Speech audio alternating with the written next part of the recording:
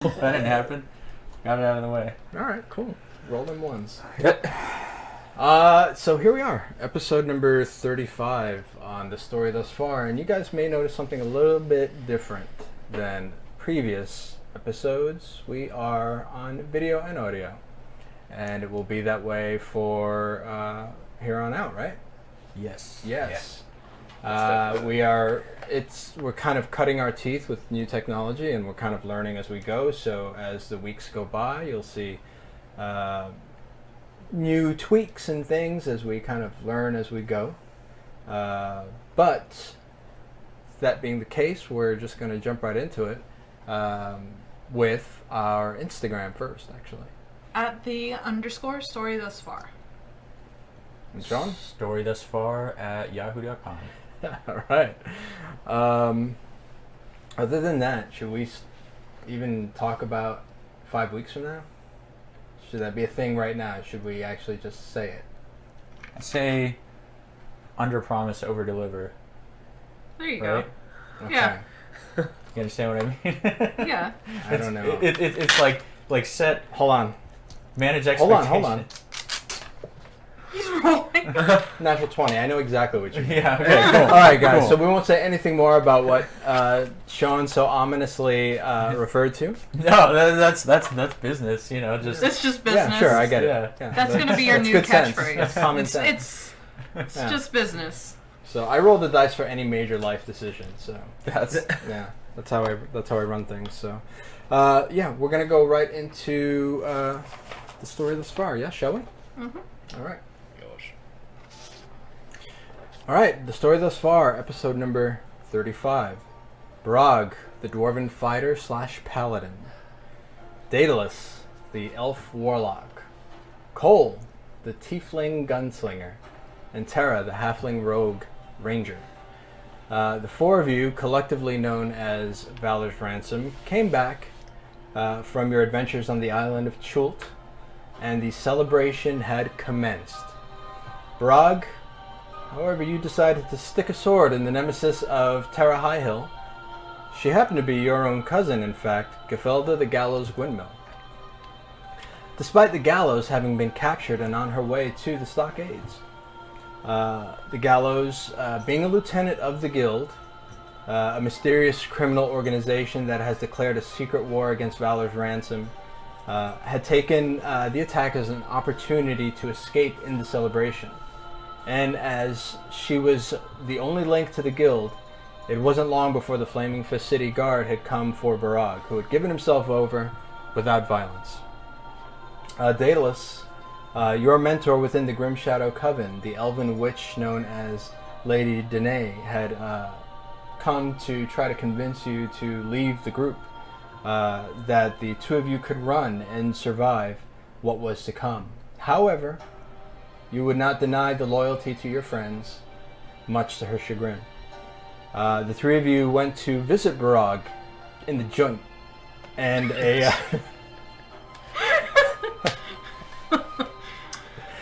I've been dying to say that all week. You announced that you relinquished all of your worldly possessions, Barag, to Cole. And you have actually a blade in your possession that has a magical effect of one wish. And by that, possibly using that wish, you could undo everything that had led to your imprisonment in the joint. Cole. Sorry. Okay. Cole tried to convince the guards with no success. And so the trial of Barag Drak would proceed. A human noble and magistrate, Joaquin Green, had been sent for from Waterdeep, and upon being asked to enter a plea, Barag, you pled guilty. Terra, you stood up to shield Barag from a potential death sentence, but Barag refuted your testimony. Meanwhile, under an invisibility spell, Cole tried to convince Torlin Ravengard to have Barag released, but with no effect. Finally, the magistrate Green had, he would pass down his sentence, death by hanging. And it was then that Brog's father, Inbis Ironhammer, had stood to his feet and declared himself the real culprit. Having adequately convinced the court of his sole guilt, his head was put through the noose on the back of a horse. Terra, you tried to take aim with your crossbow, but were caught by the flaming fist, and you were forced to stow your weapon. Cole, still invisible, fired his gun in the air and pandemonium broke. The courtyard was awash with panic on the lower side of Baldur's Gate. So, Valor's Ransom, we pick up exactly where we left off last time. Roll for initiative. Oh, man. That's right.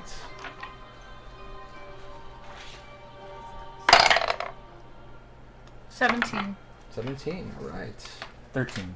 13. 11.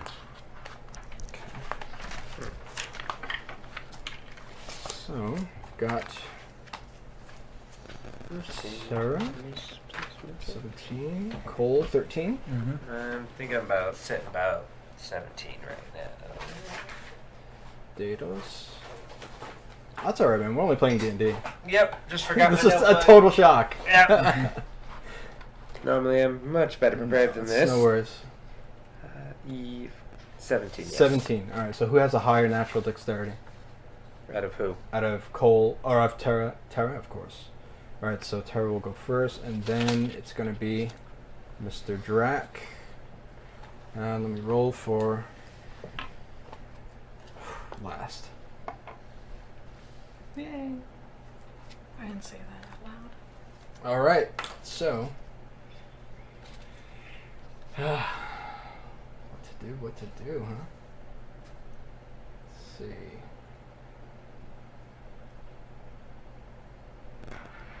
Alright.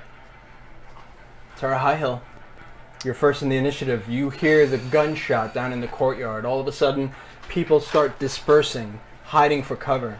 The Flaming Fist mercenary guards they have swords drawn, but you are on the top of a building. You're on a rooftop. What do you do? Approximately how many guards are around me? Can I? Right around you is one guard in your immediate vicinity. Okay. You've got a building to actually across the street. You see a guard placed there, bow and arrow drawn and kind of looking through the crowd. And you have one on a building across the other street. So you're essentially at a corner at an intersection. Right. So I'm going to turn towards their direction and use my Eye of the Deep amulet. So they will be stunned and they have to make it's a 30-foot cone from in front of me. Okay. So that will be enough to catch the one next to you and the one here. Okay. That's what I need. So. There, rather. Actually, you can catch 1, 2, 3, 4. No, actually, no, this way. Yeah. All right, so go ahead and let me make it's a con save, yes? Correct. Fail. And success. Okay. All right, so you see one of them, just his eyes just kind of go blank. His sword kind of clink, drops to the floor. But the other one seems to shrug off the effect of your amulet. Okay, so I'm actually going to dash. I'm gonna hop down and dash and head straight to where the jail. You're on the top of the building. You know what? I'll say this. I will say there's an awning. Okay. Make an acrobatics check All right. to hit the awning and get down to the ground level with no damage. What did you roll? 18. 18, alright. So, easy enough. You see the awning right below you. You just fired off your amulet. Now you're going to take your movement. You jump down from the top of the building down onto the awning and just kind of slide off of it, and poof, you're now on ground level.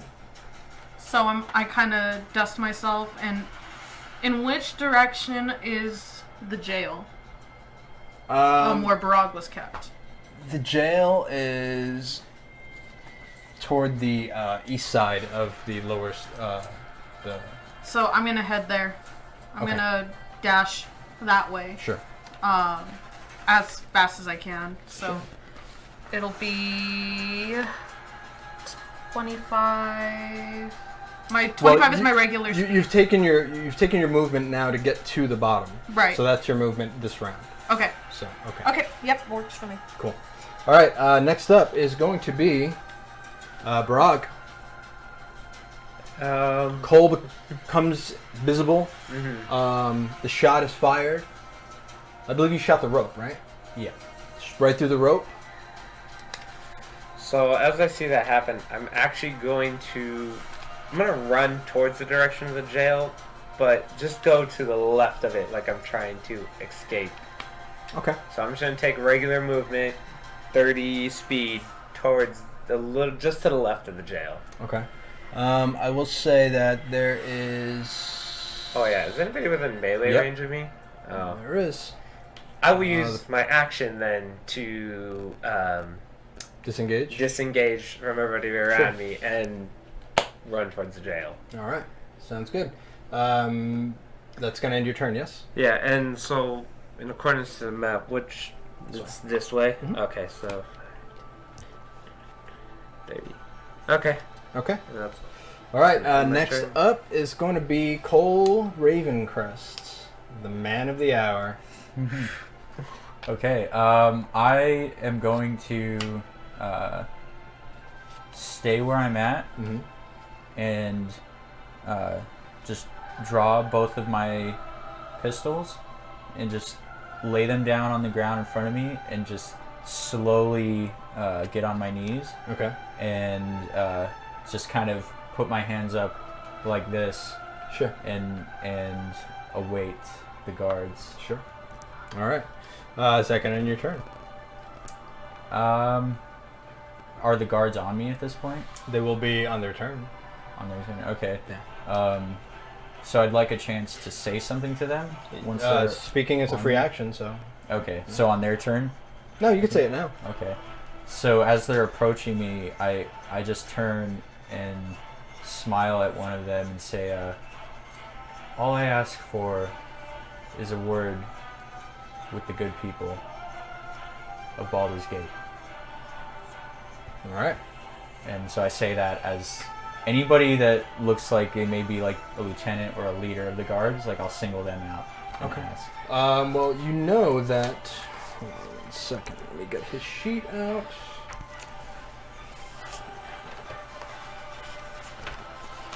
The captain of the Flaming Fist Mercenary Guard, which is, I believe his last name is. I think his last name is Ravengard. Right.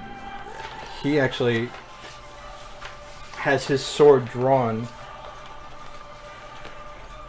Yep. Blaze Uldur Ravengard. Oh, so he's the one of the dukes.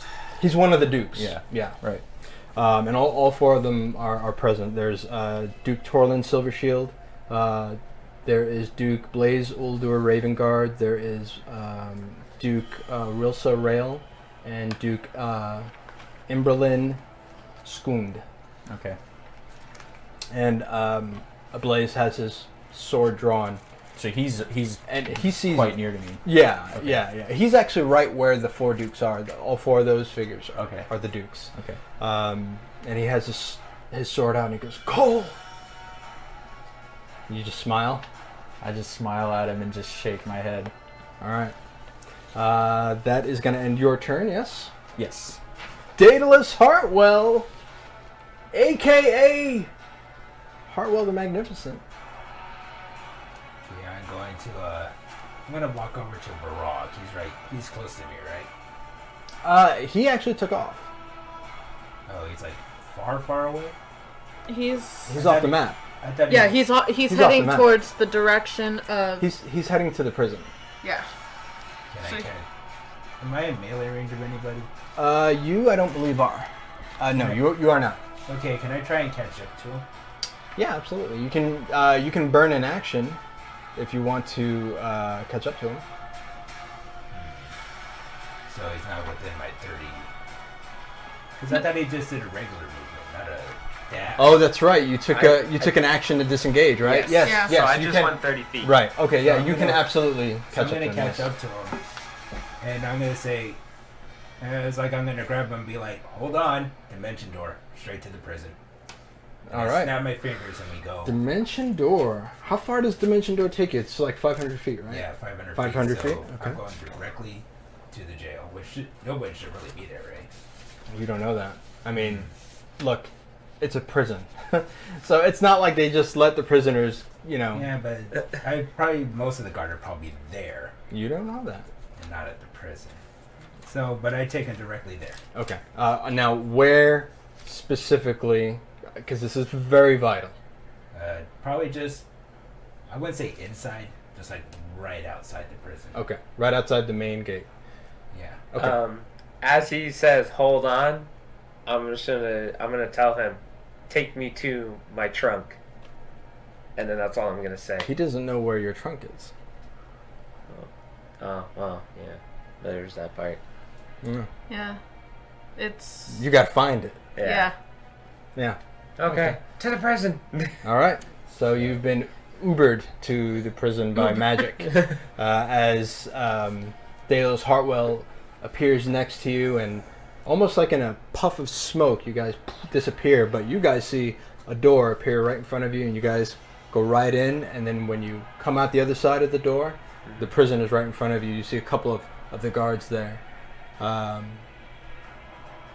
Brog Drak. Maybe. I'm actually trying to hold up my hands. All right. So it's actually their turn. So Blaze runs up to you, sword right at your chest, and he's looking at you. What's your play, Cole? Well, if you let me address the people, you'll find out. You address me first. And so I look down at the ground, and knowing full well that I'm in full view of everybody, Sure. I look down at the ground and I cast Disguise Self, and I make myself appear identical to him, To Blaze. to Blaze. Okay. Yeah. And then I just look back up at him and smile, and I say, "This is only going to get worse if you don't let me talk to the people." So he looks at you. His eyes widen. Magic. Speak your mind May while I you stand? can. And I keep my hands like this, so And like away from my Now weapons. you're now surrounded by guards, And I look up. including Blaze. May I stand? Go ahead. And so I leave my pistols on the ground, and I just stand up. Immediately, two guards grab your weapons from the floor. And I look at one of the guards and I say, "There's 2 scrolls in my pack. If you would, go ahead and remove them." And I point him to the scroll that contains the letter from Reginald Stillwater, Sure. and the other one that is the letter written to Gefelda from Okay. the guild operative. Sure. All right. So Blaze looks at you very intensely. Blaze is not a man to be trifled with. And I say to the guard who grabs the scrolls, Well, he hasn't given permission yet. The guard is actually kind of looking at Okay. Blaze, not knowing what to do. that makes sense. And right now, Blaze is looking at you, and he's. It's almost like you can see him thinking. And I just say, I say to him, "Now, I want you to read these first. You're after the wrong people here." So he gives a nod to the guard. So one of the guards comes over to you. He's got a dagger in his hand, and he's, "Don't fucking move, Cole. I know better. I know you're fast." So he grabs the 2 scrolls that are in your possession. And he takes them over to Blaze, who sheaths his sword. So which one do you want him to read first? So first, Cole's reasoning that he's probably aware that Lord Balderon's ship has been in the bay for the Everybody last is day. aware. Yeah. Right, so reasoning that, I'm going to point him to the letter written to Gefelda first. Okay. So I just kind of nod at that scroll and say, it's got something you may want to see. And for the edification of everybody, why don't you go ahead and quickly read that letter Sure. if you could? So the letter states, Dear Captain Gefelda the Gallows Gwynmill, I am happy to say that plans move forward, but my master is displeased. My master has taken the guild from a loose association of thieves and cutthroats to a criminal empire to be feared. As lieutenant of the guild, your participation in overseeing the guild's interest in all things oceanic to lands far away has been instrumental and allowed us... Make a perception roll. As he's reading this, you notice something. 26. You notice one of the four dukes, and they look like they're about to bolt. One of them specifically. Continue to read. Okay. Okay. Has been instrumental and allowed us to see our ultimate goal within reach, the destruction of Valor's ransom. Your participation in this endeavor shall not be overlooked. Having sent them through pawns, whether they knew they were pawns or not, to the mines to face their ultimate destruction at the maw of a red dragon should have been the killing stroke, but we will have to walk away with a partial victory, having felled but one of the enemy. The bounty hunter, however, and I just kind of, as he says that and is reading that, I just kind of grin at him a little bit. Sure. Are you still, have you dropped the illusion? Or do you still... No, I still have it up. Okay. I still have it up. The bounty hunter, however, is an unforeseen complication, an X factor that no one could have foreseen, but perhaps we can slay two birds with one stone. The legend of the sea wolves has grown. Amusing. Countries tremble at the mere mention of the sea wolves, never knowing that the whole time they were but a construct, a feint, a figment of my master's imagination. Incredible what some planted whispers in pirate taverns, a bit of espionage and assassination, and a few demonstrations of large-scale death and destruction can garner.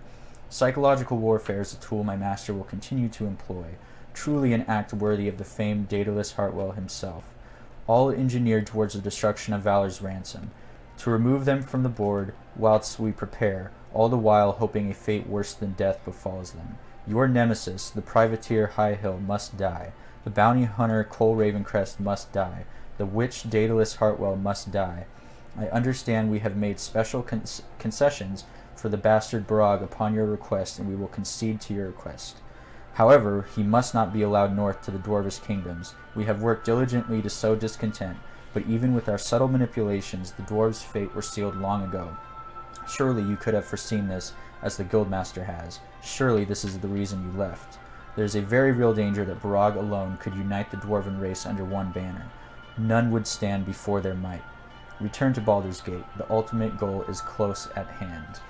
And it's signed with the initials TS.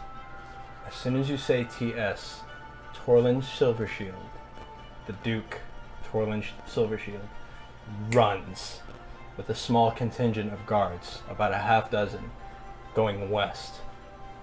And So Blaze immediately... I just keep my hands up and I just smile at him and turn and kind of just follow them with my eyes. So Blaze takes his blade out and he points to Torlin Silvershield. Stop right where you are, Torlin! Stop! And takes off along with some of the other guards. And he looks back at the guard that took your weapons and he's looking at him almost incredulously and he goes, "Give him back his fucking pistols already!" And he takes off after Torlin as the guard hands you your pistols. And so I grab them and then just take off in the same direction.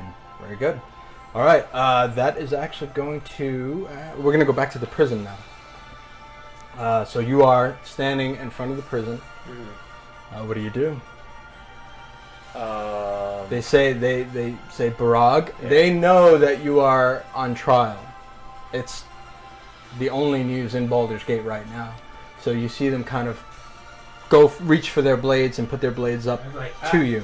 He's been exonerated. I didn't do it. Yep, you didn't do it. Exonerated? Yeah, can we get his stuff? We've not been given word. Well, you might want to go to the main, I don't know, find somebody because I didn't do it. Make. Swear I didn't do it. So your argument, your persuasion is, and let me quote you, find somebody, I didn't do it. I didn't do it. I've been exonerated. All right. Someone else is in my place now. Make a persuasion. Sure. in Make a my persuasion place. check with disadvantage. Because Oh. that argument was Horrible. It was terrible. Sounded genuine to me. Yeah. You know what? To It's us, like, it all sounded genuine. yeah. Oh god. Persuasion. Oh snap. 15? 15? Yeah. All right. You just stay right where you fucking are, Brog. That's fine. I will stay right here. I'm cool. Stay there. So he reaches. He summons the other guard and he goes, "Verify this story.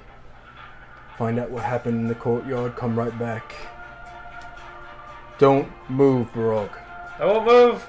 I just still have my hands in shackles. I don't know really You I'm gonna neither, run. elf." I'm gonna stay right here.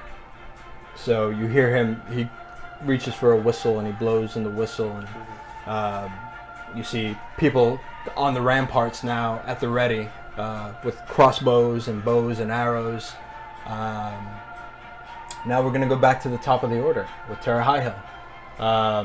You are running to the prison, and ahead of you, you see now that the prison is on kind of high alert. You see people on the ramparts and in the towers preparing, and standing right in front of the prison is Brog and Deadalus. So I kind of like. Brog has his hands up in the air, and So I look at Barog and I look at Deadalus and I just like slap my hand on my forehead and kind of like drag my nails Sure. across my face. yeah.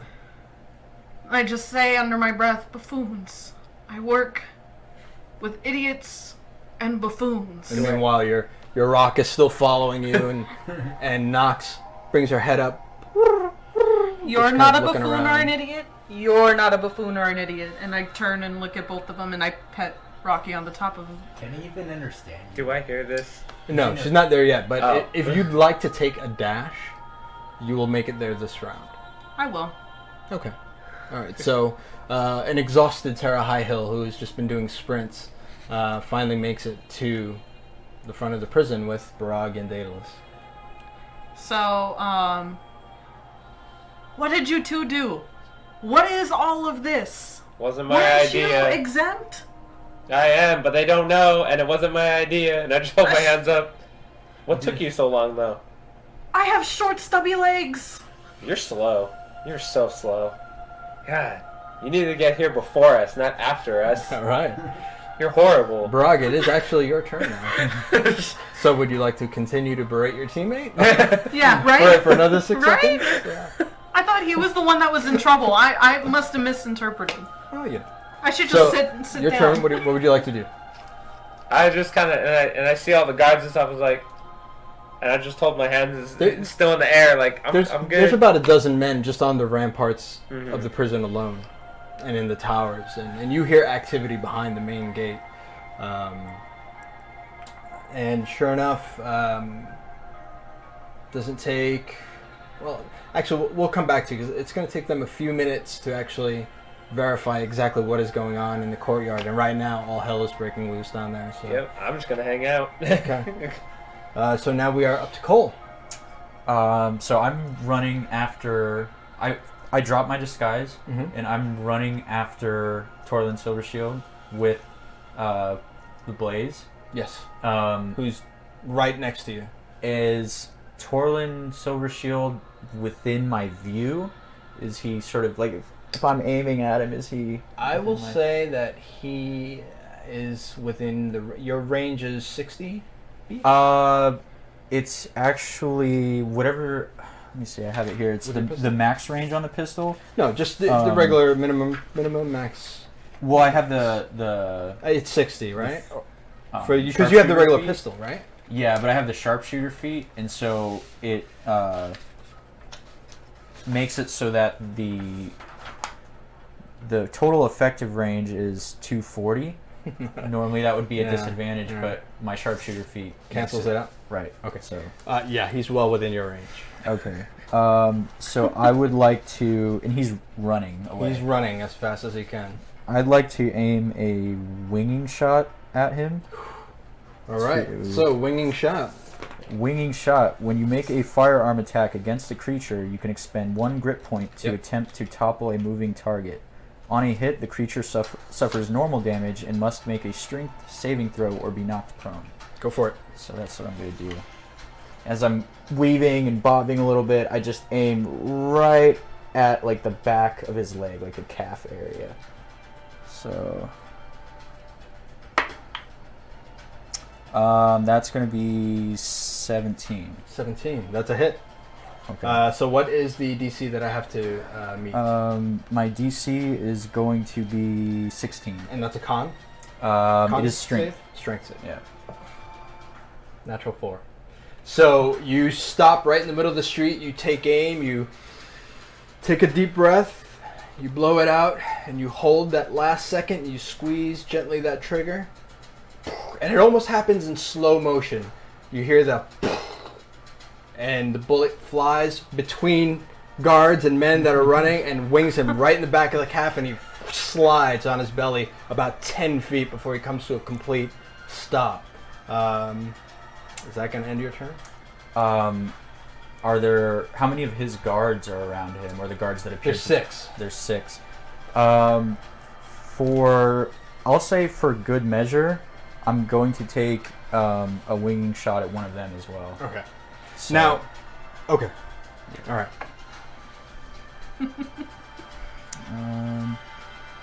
Plus. Ooh. 13. 13. That is a hit. Okay. What is the save again? 16 strength save. All right. So you knock another one down on his back as it hits right in the chest. You see him take a deep breath. The armor absorbs most of the hit, but it does damage. Go ahead and roll damage for both. Okay.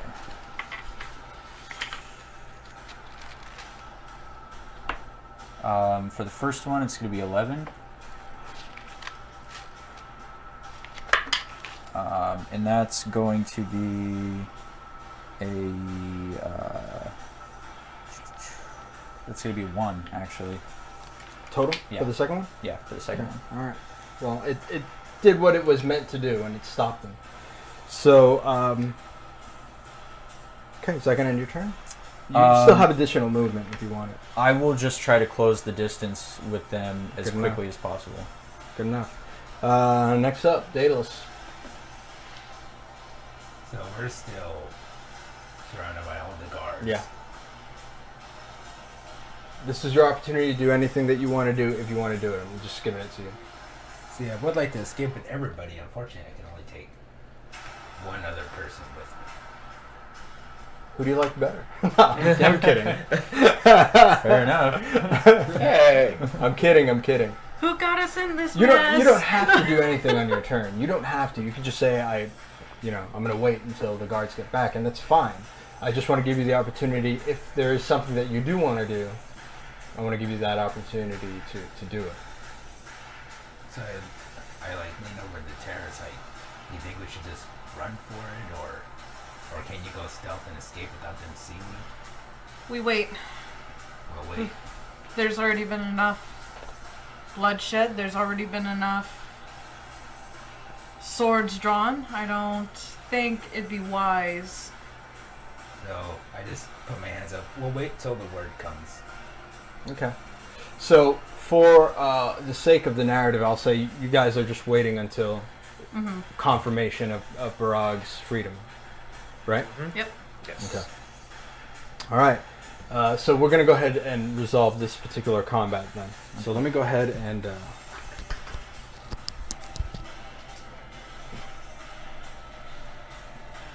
twirling. There's guards. So he's down. That's Brog, I believe. 2. This is going to be Raven Guard and actually 2, 3, 4, 5, 6, and there you go. And okay, cool. Oh, wait. 2 more of your guards. All right, so.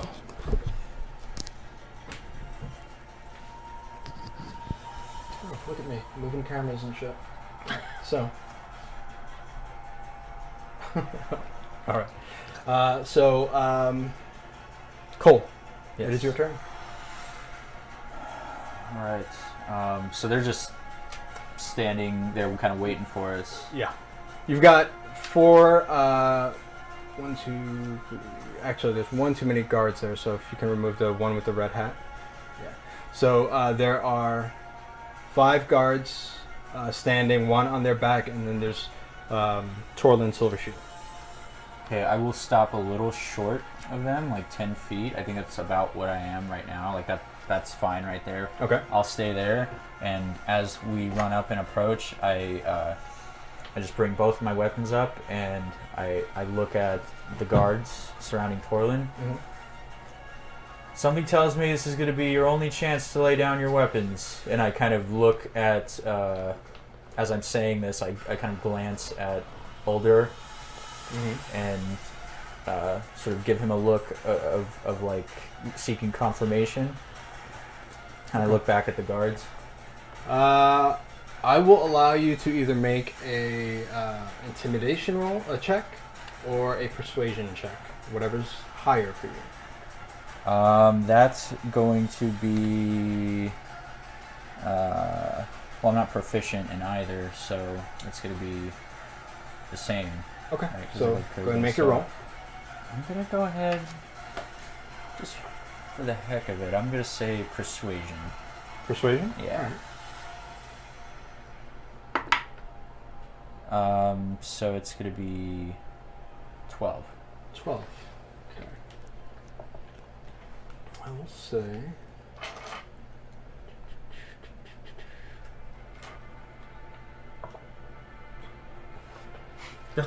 So, it was a decent roll. It was a decent enough roll. So, to resolve it, it was the D4 amount of guards take off after hearing what Cole said. I rolled a 4. Oh my god. I rolled a 4. So the 4 guards standing, they kind of, they hear you and they see their former captain standing right next to you with 2 the city guard right behind you guys, and they can kind of see the writing on the wall. They throw their weapons to the ground. We just paid, sir. We just paid. We don't know nothing. Well, then you won't mind coming with us. We'll cooperate. Sure. And I kind of glance towards the 2 guards behind Uldor and I. Say, you gentlemen mind helping us with these guys? So, yeah, they quickly go over there and kind of put them on their knees, facing the wall of the closest building. And we have one that's still prone though, right? Well, yeah, both. Yes, they're both prone.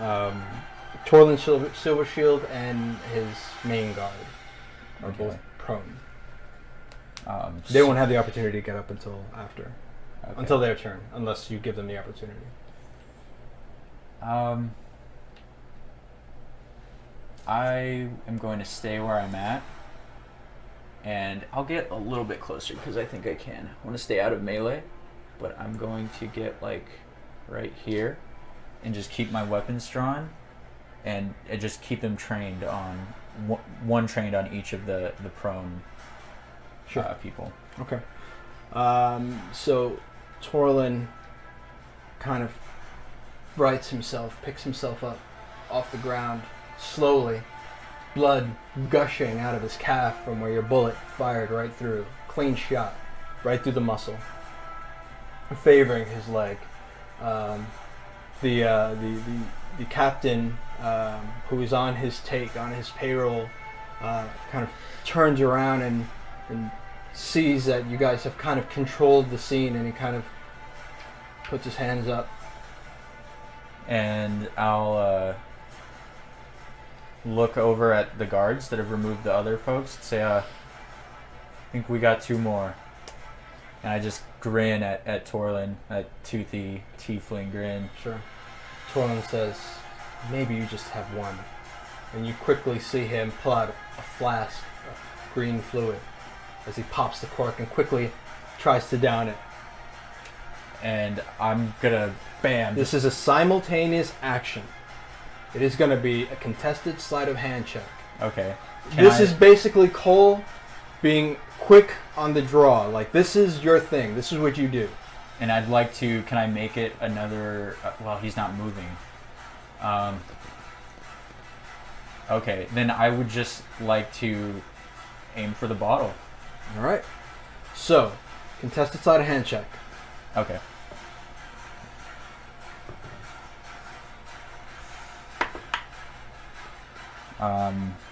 That's going to be 15. All right. So it's almost like you see it in slow motion. He pops the cork and it's coming right up to his lips. You raise your gun as quickly as you possibly can and you shoot.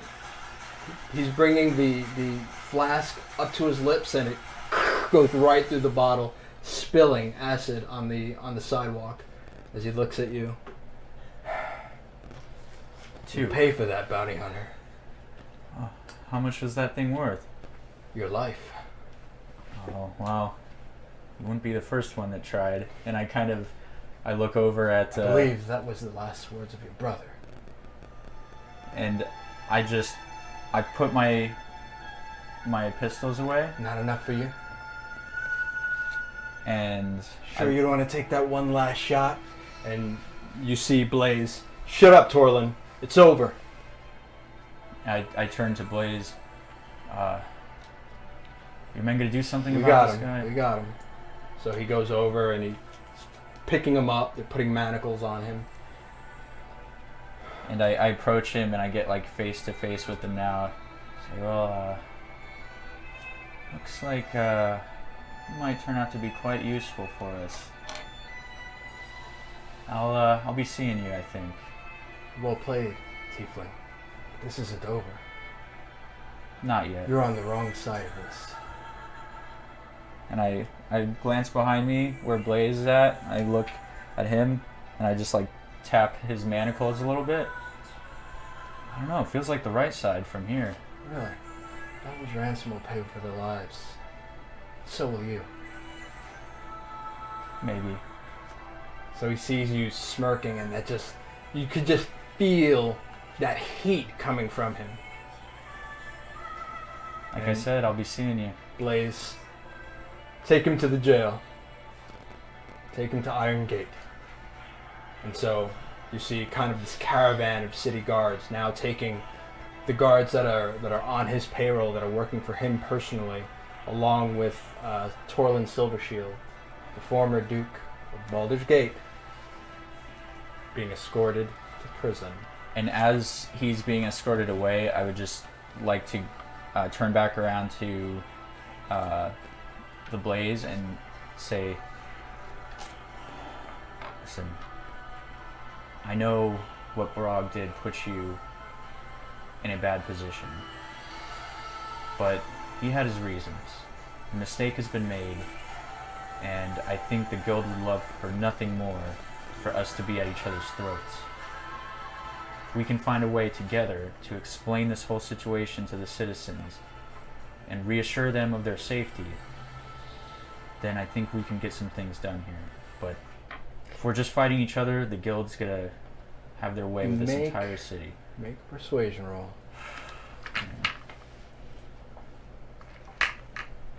Sweet, sweet 12 charisma. Hey, crazier things have happened. Yeah, yeah. Well, at least it's a positive modifier, right? Can I feel inspired in this moment? Can I feel very inspired and use a point of inspiration?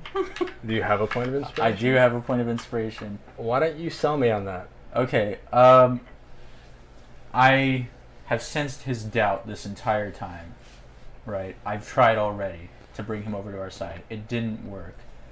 As the words are coming out of my mouth, I feel like I need to try a little harder. He hasn't been sold thus far, so I'm steeling myself and I am throwing everything I have into convincing him that this is the right path. All right, you've convinced me. Go ahead and remove a point of inspiration from your sheet and go ahead and give it a shot. 19. 19. Yeah. So he looks at you. Again, he's not 100% convinced, but he knows that what you're saying is truth. He knows you're not wrong. All right, Cole. We lost Gafelda. But we have the Duke. Silver Shield. We have a link to the guild. Just what we wanted in the first place. If I can get the other Dukes, then yeah. Okay. We can make this work. I think that's fair. Just, You guys have to get your shit under control. I know. I think we're, it's been a lot at once. We're in the early stages of our running together as a group. They've been around for a while. I think my presence stirred them all up a little bit. But I know we can make it work if given the chance. I don't want to hear any talk. I want you to take care of the guild. And when he says that, I bring my pistols up and I reload them and put them back in my holsters. Say, it'll happen. So, as you do that, he kind of looks at you. Cole, I don't mean to pry. Your business is your own. How personal is this for you?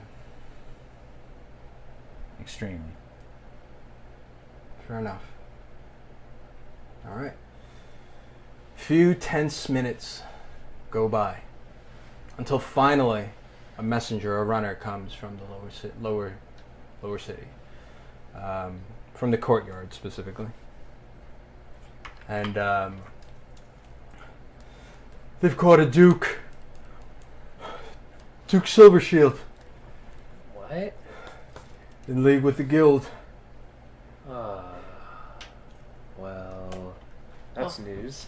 Well, this is just a shitstorm of more bullshit. Cole did it. I mean, caught him and all. Probably going to get a nice big reward for it. He deserves it. I'm sure. He's been putting up with a lot of our bullshit lately. Poor lad. Mariah has been carrying you, fucks. Yeah. And I kind of look to Barag, and I nod. Yeah, he really has. Like, clear indication. You're free to go.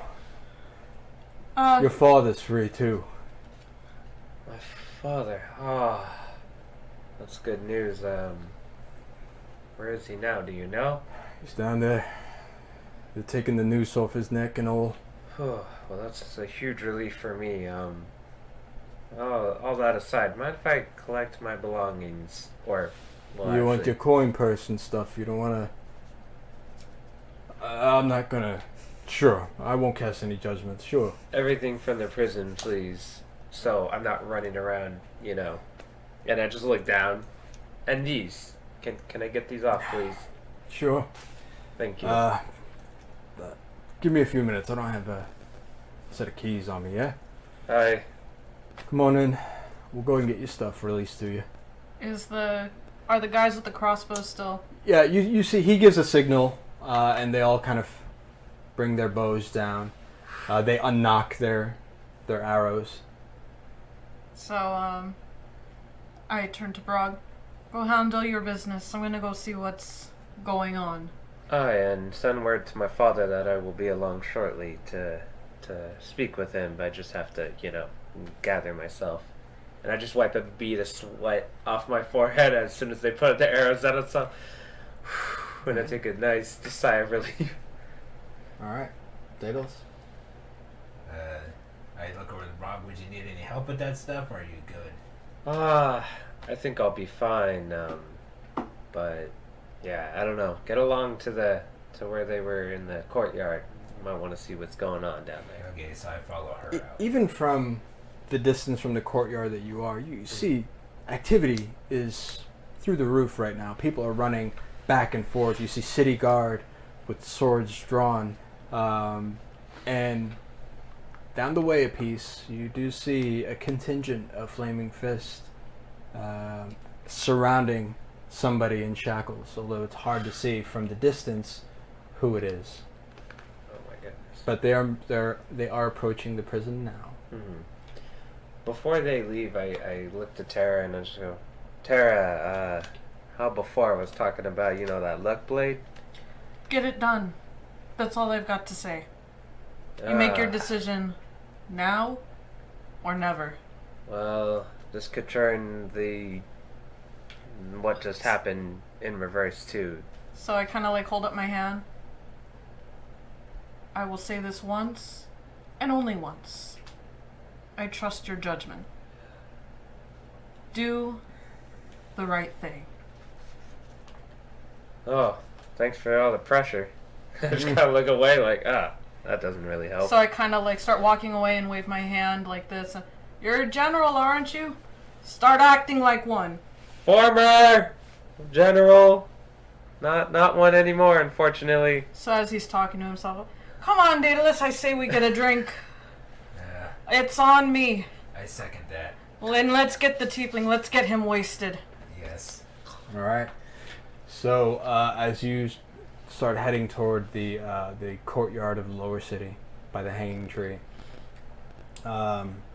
you see that squad of Flaming Fist, and in the middle of that squad, you do see Torlin Silvershield in shackles, the infamous TS. And do I see Cole? You don't. You've not reached the courtyard yet. They're on their way to the prison. They're marching him to the stockade. So he sees us as we're walking. He sees you, yeah, and he's, giving you a very heated stare. So don't drop the soap. So I kind of like put my hand out for a high five to Daedalus.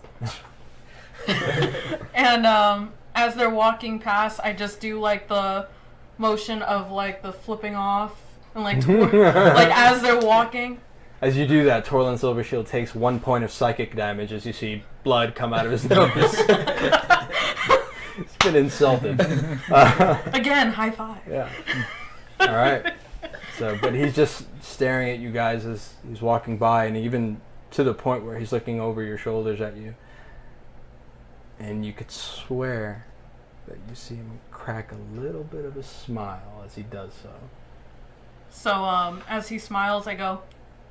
All right. So you guys head to the courtyard. And it's a controlled chaos. It's still a scene down there. But you do see Cole, and you do see Embarrass, now free of his restraints. And what do you guys do? I'm gonna go up to Embarrass, is his name? Mm-hmm. Embarrass Ironhammer. I'm gonna walk up. I'm gonna walk towards him. Sure. And do you see the tiefling anywhere, Cole? I mean, not Cole. Daedalus. Right here. No, Oh, there he is. he's standing right next to Embarrass. Oh, okay. Yeah, he's there. So, I look at Cole and I look at Embarrass. Cole, you son of a bitch. You crafty son of a bitch. Well, You have been promoted. You are no longer a buffoon. You are just a foon now. does that come with higher pay? It does, indeed. And lots of mead. Okay. Well, I mean, I own a tavern, so I do have lots of mead. Yes. But I will take your gold any day. Absolutely. I say you deserve my cut of whatever we get for the next adventure we go on. Fair enough. Ooh. Ugh. Do you wish to sign a statement? We're still on thin ice. When have we not been on thin ice? We have Yeah. Barag. We're always constantly on thin ice. And I look to Daedalus. Am I right? Yeah, we are. And Well, he's a heavy dwarf. We might sink one day. From my conversations, I think I took psychic damage. from my conversations with older Raven Guard, suffice it to say that I wouldn't be surprised if they stormed my tavern in the middle of the night and took me away still. He seemed slightly undecided, perhaps, but for now I think he's letting us take a shot at getting Gefelda back. Oh, well. Who knows? Maybe she turned a new leaf. Somehow I doubt that. I doubt it too. Knowing Gefelda, she's as stubborn as, well, Barag. Well, she's either left the city or she's gone underground with the rest of the guild. She's going underground. There's no way she'd leave Baldur's Gate. She's Probably. stubborn to a fault. She's got a lot of people in that place that'll protect her.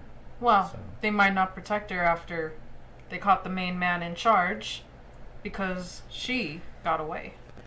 Well, She's not as important as, well, a duke. I think Torlin's just a piece of the puzzle like her. He's not the leader of the guild. So- Well, and I kind of look to all three of them. Well, boys, I say we just call it as it is, as a victory, yes? I need to get Certainly. hammered. Desperately. Let's make a perception roll as you say. I need to get hammered desperately. 20? 20. So you see this very large 4-pound salmon just flop right out of her pocket, right onto the pavement floor.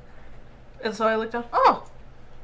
I thought that was supposed to happen a few minutes ago. You see Nox's head kind of come out of your jacket as she's looking down. Her raptor head kind of, you could tell that she kind of smelled the raw fish. So I kind of let her out of the jacket and go on then if you want to eat. So she flies out and just starts.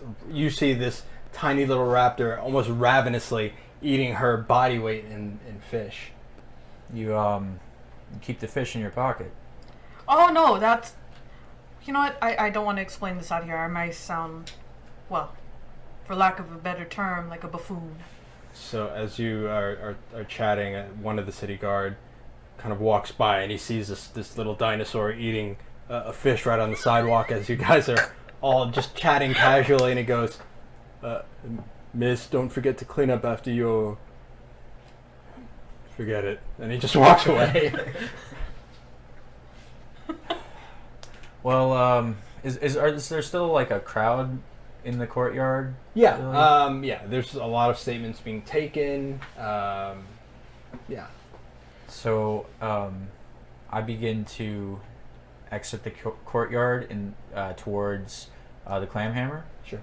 And as I'm doing this, I just say, "People, I know a lot has transpired here today, so if you need a drink, you're welcome at the Clamhammer.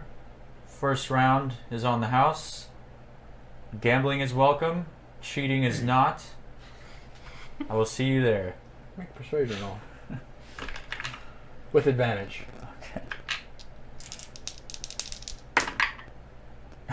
Like 10. 10? Yeah. Alright. You see a couple of people kind of shift their gaze your way.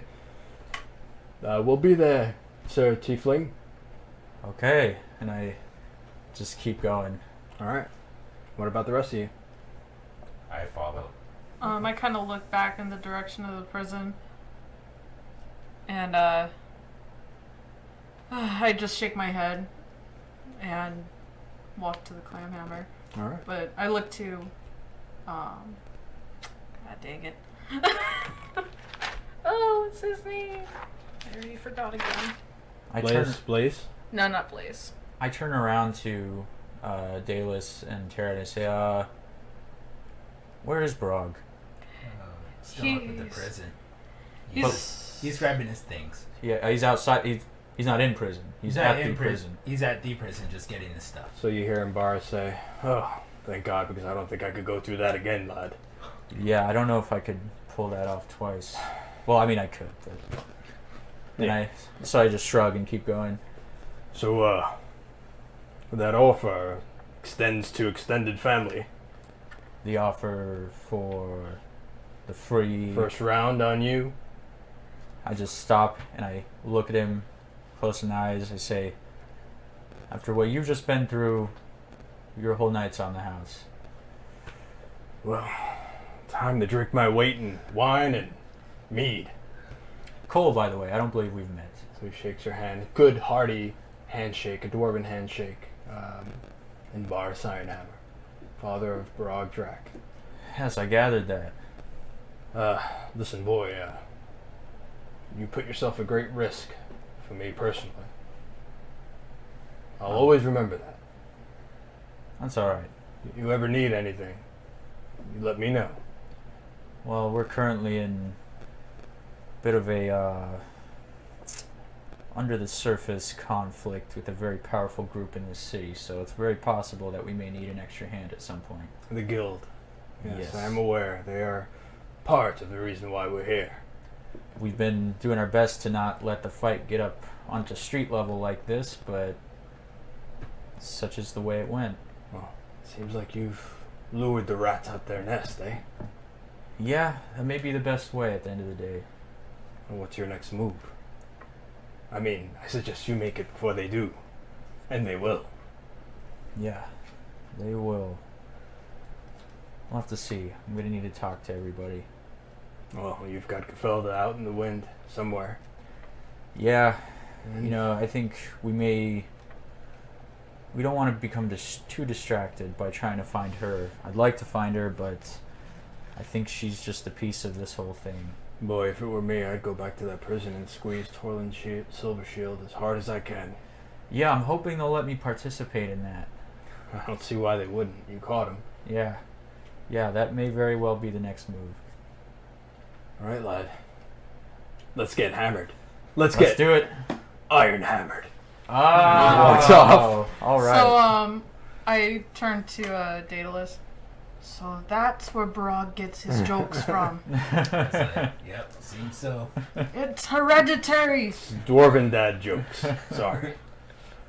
So you guys head to the Climbhammer. You, Barog, are behind the iron gates, and you do get all of the things that you had on your person at the time. You get the nice woolen coat that was borrowed. You get the belt, the two swords, one dirty diaper. That was a sacrificial garment from the island of Chult, and your one souvenir. Santa hat. Yay. Yeah. As I pick up the Santa hat, I just kind of clutch the holy symbol and then I just look at it and I think of Talvis and be like, I kind of screwed up, and then I put it on my head. All right. And I hold on to the luck blade for a minute, thinking about contemplating what I should do next, and I just sheath it, and I just proceed to collect the rest of my belongings, and I walk out the front gate of the prison, and I just thank the guard for giving me my belongings, and I leave. Okay. Make a perception roll.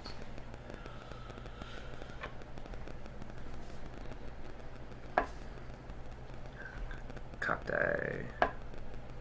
Natural 20. Natural 20. As you are walking, on the other side of the rather large separation, basically it's a brick wall that separates the lower side from the merchant quarter. Mm-hmm. As you're walking to the Climbhammer and kind of fastening your belts and everything,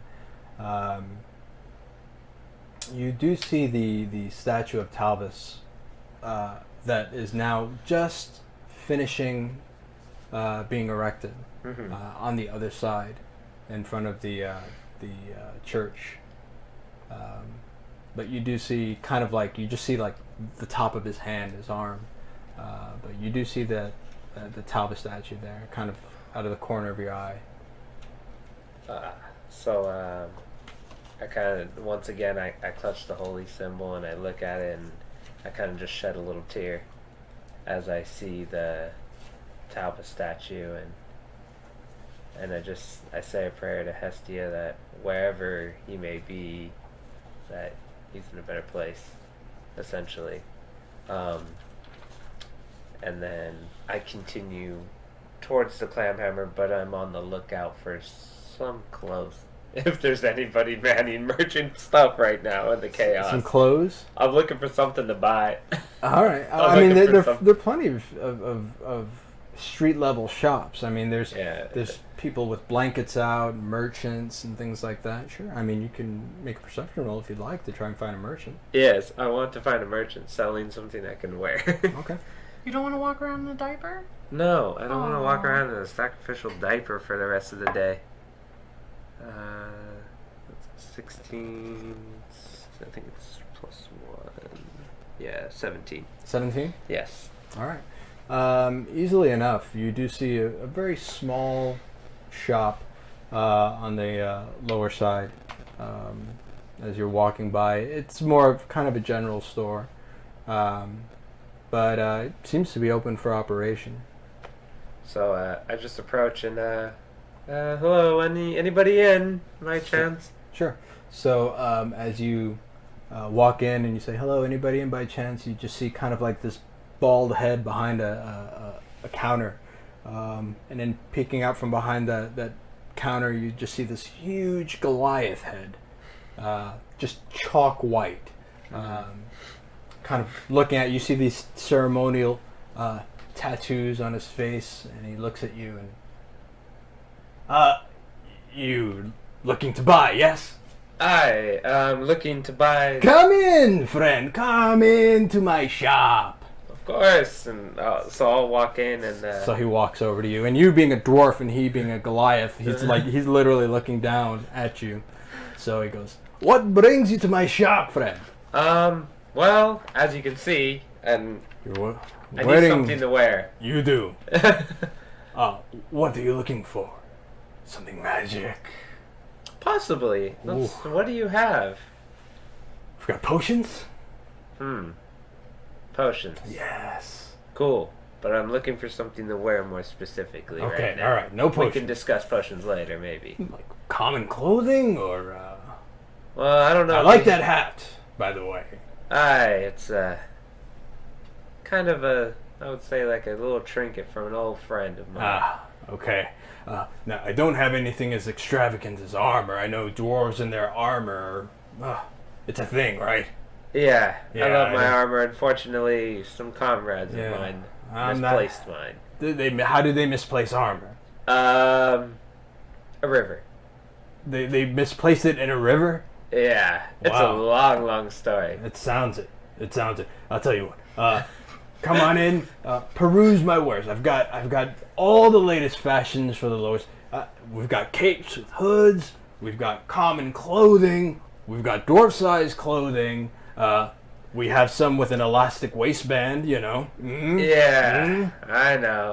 I'm a little chunky. No, well, dwarves can eat. They can drink. Well, unfortunately, I've given that part up more recently. Is that right? I've never met a sober dwarf in my life. Well, this is your first then. Hold on. And he runs over to, he's got this wooden calendar behind the bar. Mm-hmm. And you see little things kind of etched in it. And then he goes over to the date, and he writes with a little quill. He puts it in a little inkwell. Mm-hmm. Met sober dwarf. Very satisfied. So tell me, what's your name? Yes. Sorry to introduce myself, and I put my hand out. Brog Drak. Brog Drak. Might have heard of me. Maybe. It doesn't really ring a bell. Interesting. Well, You didn't hear about the event in the courtyard I'm taking Well, it? I hear all sorts of calamity. I don't know what's going on. I figure I'll take the opportunity to be open while everybody else is closed, really rake in the cash. But something happened, and somebody may have gotten killed. I'm not quite sure. It's the lower side of Baldur's Gate. So. Yeah, not killed. More like there was supposed to be a hanging. Didn't end up happening. Were you supposed to be hung? I was. And then, well, Are you a fugitive? I was. But not anymore. So you see him reach under the bar and take out this huge club and no. put it on the bar. I'm not a fugitive anymore. I've been released. As you can tell, I have all my belongings from prison. Or, well, it would still be there. Mm. And All right. I wouldn't be standing here. I would be dead. Your argument holds no water. Okay. And I just pull out 250 pieces of gold and set it on the counter. That, however, has changed my mind. Aye, I thought it might. So, down to business. I'm looking for some dwarf-sized clothes, please. Dwarf-sized clothing? Oh. Yes. Follow me. Thank you. So he goes over to a side, and it's very, it's what you would expect kind of in a general store, and all the clothing is functional, utilitarian, for life on in a port or a pier. But you do find a set of functional clothing for about 3 gold. Sweet. So I pull out 3 gold and set it down on. I push 3 gold from my pile towards them. So anything else you might have in wares besides potions? Well, potions is mainly what I have. Okay. I have some miscellaneous seafaring items, oil rope. Oil rope. Oh yeah, they use it all the time for rigging and ships and stuff. I mean, I sell that stuff all day, all night. Well, let me see about some of those potions, possibly. Very well. So he goes behind the counter. He brings out this large leather case, opens it up, and it's just potion. It's like potions and potions and potions. Oh, you weren't kidding when you said you dealt with potions. Yeah, it's my stock and trade besides the oil rope. My, that is quite a bit. I'll probably be looking for some healing potions and anything that might give me a little edge in maybe a battle in the future. Okay, well, I really can't compete with the Omnium Continuum. Of course not. So I've got your basic standard healing potions, some a little bit stronger. So he points to the regular healing potions. These go for about 150 gold a pop. And then he goes to the larger, which would be the greater healing potions. These are 300, and then superior, 1,500. Superior 1,500, man. Well, I think I'll just take one of those greater, and I'll call it a day on that. I gotta catch up with some friends, actually, Alright, but I will so- take that. Just one? Just one. I still, I think, have a few in my possessions, so... Okay. So take off 300 for the potion as well.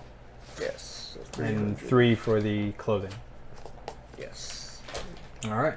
And then you leave? Yeah, by the way, you never really mentioned your name. My name's Bongo. Bongo. Yeah. Nice to meet you, Bongo, and I'm glad you could help me out today with some clothing because I was getting sick of a little dirty diaper. Well, you're always welcome in Bongo's Curiosity Shop. Aye.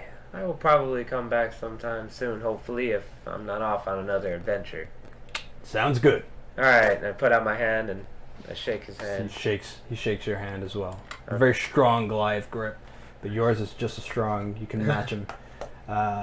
So you leave after you get dressed, I'm assuming. Yeah, so I get dressed in the clothing I bought for me, and I thank him again, and I exit. Okay, very good. So where do you go once you exit? I'm gonna... So, I remember having an item being made with that gem, remember, a long time ago? Yeah. So that particular item, I don't know if we were ever granted the ability to go back to the, we weren't, right? Not yet, at least. Don't know. Oh. Well, I would like to see if it's possible to go and retrieve that particular item Sure. that I have been waiting Okay. to get the opportunity to get Okay. from our friend. Which actually, I had his name here, I thought, but I don't actually have his name of who I left it with. I think I might have written it down somewhere else. But I would like to retrieve the item that he was crafting for me with the gem. Okay. So, Hopefully. yeah, Terra actually has a dagger. You've got a long time before that thing is done. The crystal necklace. I remember it being like 3 months or something like that. No, it was. Or was it 6? His was 4 weeks. Mm-hmm. Um, Yeah, I thought I read it. I only remember his day, the gnome. no, with yours the crystal was necklace. But I don't remember how long. 9 months. 9 months.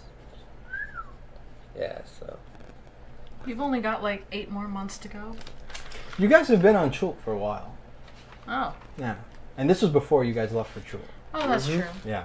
So you're coming close. You've got about half the time left. Oh, okay. So Oh. That's you good. know it's probably not ready.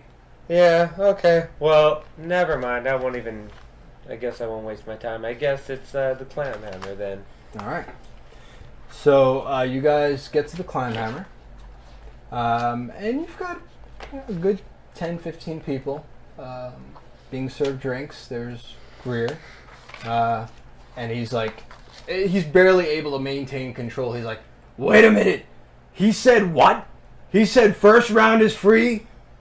Yes, I said first round is What? free. Just the first one. Boss, Yeah, and you're killing me here. oh, and I hear. You know how much labor it takes to pour free drinks? Well, I'm paying you, ain't I? Ain't a word, boss, but yes, you are.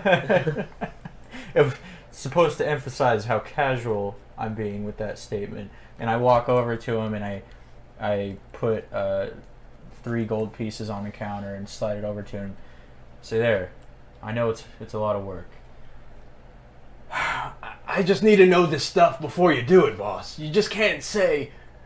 See, the problem is I don't really even know it before I do it. So I know it's happened 2 nights in a row. I'm gonna take a break after this. All right. I just would like to be in the loop. I mean, I am running the bar here. And so- it is good business. I mean, you know, it's sort of, you draw people in. You give them the first one for free, they buy 4. You know. I'm not going to argue the merit of that. I just need to know. I can't guarantee it. If I Boss, you're killing me. if I have any sort of advance notice, so will you. That much I can promise. So he just puts his hand on his head, kind of frustrated. All right, fine. First round is free for everybody. Currently in the climb hammer. Everybody who comes in between now and So you see his eyes get closing, big. and when you shut down the bar, because Boss! any of them could have been. How in am the I supposed to courtyard. keep track of all this stuff? Well, that's a good question. See, You should this go is why I back leave there, these sort of Cole. things up to you, because I don't have a good answer for that. But I know you can do it. I know you're capable. I'll get it done, boss. If you feel like somebody's trying to scam you for a drink, come find me. What are you gonna shoot him? Well, not at first. I mean, come what may, but you have my full backing on any decision you make in regards to customer service. Okay. By the way, you mentioned something that went on downstairs, but you didn't really go into detail. Yeah. Is that something I should know? Because I work in this establishment. Look, and I kind of put my hands on the bar and I lean in a little bit. Yes, it is something you should know. But not in the position to tell you. Suffice it to say that You're the boss. How are you not in a position to tell me? You're in the only position to tell me. I mean that it's important for me right now to control the flow of information through this place. It's me and you. I look around. There's some things about this place that I still am finding out, Look, boss. some of which may be dangerous. When you were gone, this place was abandoned and destroyed, mostly by you. Yes. So he grabs a pint and he just chugs it as quick as he can. I can't even with you right now, boss. Okay, look. Because you are more or less my eyes and ears at this place, I will let you in on something. In this bar, Yes. There's a hidden treasure somewhere there for the is bartender. a hidden chamber. And there's probably 3 to 5 corpses still down there. They're corpses. Well, They're corpses here. there's corpses here. There was some sort of... Did you put them there? Am I working for a No. serial killer? No. No, I don't know what that place was originally built for, though. But it wasn't me. We found it. And there's some sort of... There was some sort of ritual being undertaken down there by... I heard about those cultists. I don't know if it's connected to that. This seemed to have a connection to a certain coven. Hmm. Perhaps there's a link. I don't really know yet. We went down there. We found this horrible abomination. Why did you ask Daedalus? Isn't he all, ugh? Yeah, we've spoken to Deadalus about it. We're working together on it. Mm. And there was a creature down there who is probably responsible for those corpses, but there's more to it than that. We don't know why it was down there to begin with or what's going on, but it's cleared out for now. I'd like to get the corpses out of there. Maybe you and I can work on a way to do that. Boss, Very come on. quietly. No, I just pour drinks, boss. Fair enough. But all I ask of you then... I'm not a corpse remover. Well, you could be. Yeah, I'm not. And I just think for a moment, that's kind of why I left him down there. Because... You want me to clean up the corpses? Well, not by yourself. The corpses? Not by yourself.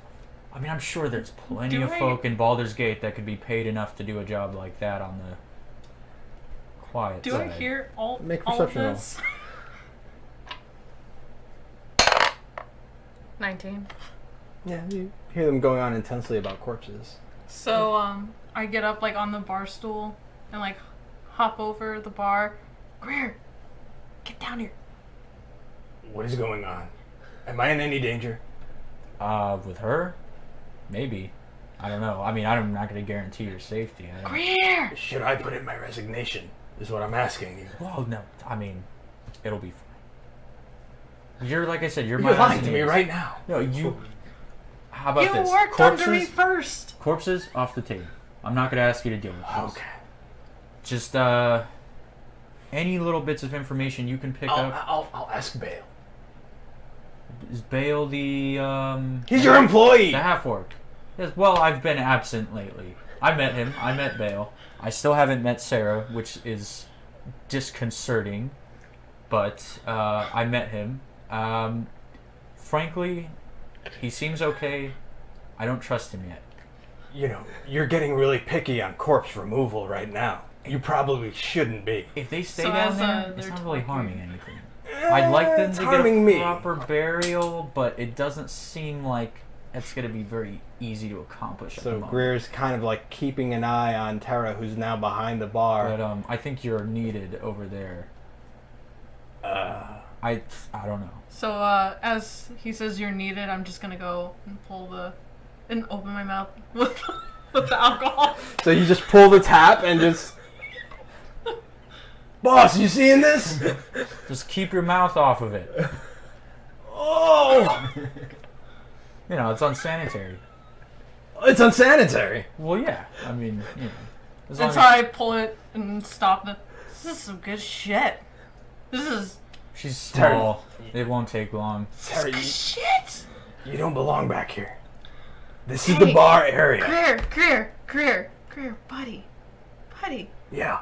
I've been needing to talk to you. Oh. There's nothing worse than a drunk halfling. Come here! So he kind of crouches down behind the bar. Meanwhile, there's like a line of people like waiting for their drinks. And you see Bale out kind of working the customers, you know, getting their orders and things like that. What, Terra? You know, you should clean out the corpses I'm not doing that. for a date. What? You know, barter a little bit. Get a few drinks in them. I'm already drunk, and I feel so good. You can convince them. It's very generous of you, Terra. So she will go on a date with you if you clean the corpses out for me. Terra's not really my And so I fall over. type. This is so I don't good. think Terra's much of anybody's type. I have I a wouldn't know. particular skill set, and nobody can handle it. Taking inspiration. Both of you taking inspiration. Now, and I look at him. Here's the straight of it. If There's nothing straight about me. yes, I gathered that. Prius. Huzzah! I gathered that already. Now, I don't want you to remove the corpses if you don't want to remove the corpses. Listen. But know that they will stay there for now. Listen. How about this? I'll remove the corpses. Okay? We go out, a little steak, a little wine and dine, a little surf and turf. Do it, Cole. Do it for the business. Now, the corpses will stay. but know that that's where they'll be for now. I mean, if you cannot mentally deal with that, I understand. Boo, But they're out Cole, of you're options. a party pooper. Is Bale around? Bale is busy taking drink orders right now. So I try to like shout across the room, Bale!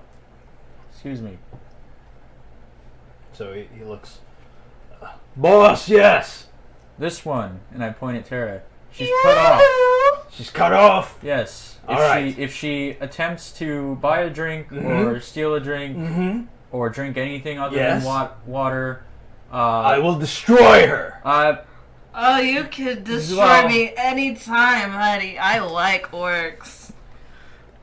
That's between you two. Cole, She's you she's are out. She's a little totally- inebriated right now. She's a sloppy drunk, boss. I would say Woo! take her upstairs, lock her in one of the rooms with some water, Oh, fuck no. and if she gets out of hand, otherwise. Why are you I deciding think we're there, my boss. fate? You're deciding my fate without my consent.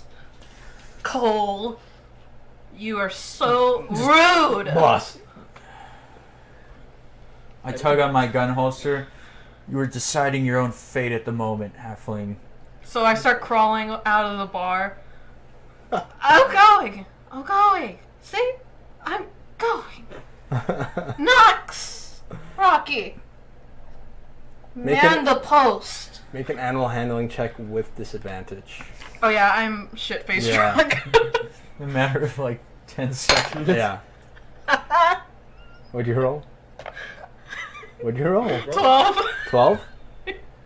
You're drunk. Your knees are wobbly. You feel like you just kind of got punched and you're trying to, get your bearings again. But you're not vomiting or you're not crawling on the floor, but you're pretty close to it. Pretty close. Deadalus, you doing anything? Well, I'm just watching an amusement, really. Okay. And I lean over to Cole. I was like, I should buy you a tankard that says #1 boss just for the irony of it all. Ah. Sure. I'll take it. I'll see where I can find one. All right, I'm sure. But for they're now, around. I'm gonna get her. I'm gonna get her to the nearest room for you. Yeah, I appreciate that. So Just I get her kinda- upstairs. I kind of try and just kind of grab her. Daedalus, my cuddly wuddly elfie friend. Your ears are so pointed. Did you always have pointed ears? Oh, you're an elf, duh. So as So I'm just like, come on, let's go, and I just kind of. But I want to try that orc stuff over I there. think you had enough. He's I'll- cute. I'll make sure to send in some. I'll make sure to get you some water and give it to you after I get Hey, you hey, in a room. Cole, send your friend up. I'll pay extras. I'm drunk. my friend's working actually, but Oh, he can work extra. That's no problem at all. you'll talk to him in the Deadalus. morning. Daedalus, onward, my trusty elven steed. And I point to the stairs. Sure. So I kind of just pick her up and walk her up the stairs Whee! I just to the nearest Wander- room that's make- empty. Make an athletics check. oh, man. Yes. What do you roll? At any point, do I walk in on this? Like, I'm heading for the farm. Do I walk in at any point? Maybe. Oh, no. You were busy bartering for clothes at this time. Oh, well, true. An 8. An 8. So you are struggling with Terra High-Hill as you are walking up the stairs to put her in a room. One of her daggers falls from her hand, still attached to the chain, and it kind of catches on a railing, and you and Terra go all the way back down the stairs. Suffering, both of you. Let's see.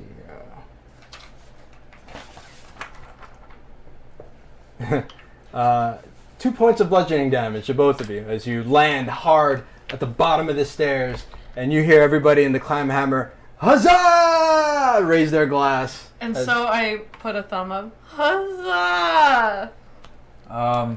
Bale, would you just mind helping them up Oh, you can help me out anytime, and honey. come right back down when you're done? No. Boss, I think I should contact the magistrate for a restraining order. The Yeah. halfling. By all means. I don't feel comfortable, is what I'm saying. Yeah. Well, Daedalus will be with you. I don't feel comfortable with him either, to be honest. So, as he's saying, I don't feel comfortable with him either, I start touching Daedalus's face like, you're so squishy. So, Has your nose just been... It's so cute, like a button. and I just, oh man, so don't worry, I got this, and I cast Dimension Door and drag her along to the nearest room. All right. So It's after, a cloud of smoke. yeah. I'm going to smoke. So after much fanfare, you cast Dimension Door, and you finally get her into a room. And then I quickly put her in the bed. Mhm. Make sure she stays there. I make sure the window is locked Okay. and she can't open it. And then I quickly, as quick as I can, walk out and lock the door. Okay. Make sure that she I could get out, you know. Oh shit! I think I'm gonna puke. Oh yeah, I'm gonna puke. You know what? Oh. Ugh. You just see this brown-green liquid just kind of out from underneath the crack of the door. All better. It's like, so I'm just thinking to myself, will prestidigitation work on the floor? Maybe. So I try casting it to see if it'll dissipate any of And it. it just it dries very quickly and then just disappears. That's cool. Daedalus. Do it again. I can't. There's no mess. Just, I'll vomit again. Hold on. No, Just no, give me. No, give me a second. That's fine. You don't need to vomit again. Aw. But that's so cool. You know what? Oh man, I wish I knew magic. All right, Brog. You enter the clam hammer. Busy. Hi. Greer looks nervous. Bale, even more so. Who do I see first? Well, it's a pretty large crowd in the clam hammer for so early. But you do see Cole. Did I miss out on anything, Cole? Because, I was kind of shopping for clothes, but... Oh, you're back. I was worried for Hi. a second there that they had thrown you in jail again. I'd have to go back and do all that over again? No, don't worry. I just had to stop, make sure I didn't walk in here with just a dirty diaper on. Well, thank you for that. You're welcome, I guess. I mean, you're the one who lost my armor, so I think you might have deserved it a little bit. But yeah, sure. You're welcome. I think the important thing is that we're all here. Aye, thanks to you, I heard. Well, yeah, there was a bit of luck involved, but Terra's upstairs. I think Deadalus was helping her because she had lost her ability to stand. I'm guessing drunk. Yeah, she was draining that barrel over there. Draining the barrel. Well, not much. I mean, it didn't take much. But I know. She's like, what, half my height, I think? So... Yeah. That's yeah. So we're all here, and I think that's the best we can hope for at the moment. But we're gonna need to talk about what to do. I think maybe we can get involved in the interrogation of one Torlin Silvershield. I think that's probably more up your alley. I think I'll pass. I've had enough with talking to people and being in jail. Don't want to get into that jail if you can help it. No, I'm good. I'll stay out here. Yeah, just give me one of the rooms upstairs. Okay. Despite the power outage, we're back. Yeah. I think maybe tomorrow we can head over to the jail and see what the status of that prisoner is. Like I said, you have fun with that. I'm gonna stay as far away from the prison as I can. Why don't you come with? You don't have to go into the interrogation room or anything, but yeah, I guess I'll come with, but I'll stay outside. If that's okay with you, I'll just like hang out outside. Barag's had enough of the joint. I'm good, but I do hope that whoever's in there does drop the soap. I guess they kind of deserve that at that point. Wow. I wouldn't know too much about that. I've been in there a couple times myself, just for some overnight stays, though. Oh, does Greer hear that? Greer needs to I hear was about to say. Natural 19. Yes! If he hears it, he doesn't let on that he hears it. Aww. Yeah. So you might not want to divulge that information anymore now. I could just stroke my beard and look awkwardly away and kind of nod in the direction of the bar. Well, I think what I'm going to divulge is that I'm going to go sit down and play some dice before I head off to bed. Before you do that, can I have a word with you before you go and cheat someone out of their money? Yeah. Sorry, I mean win their money. Yeah, sure. What would you like to say?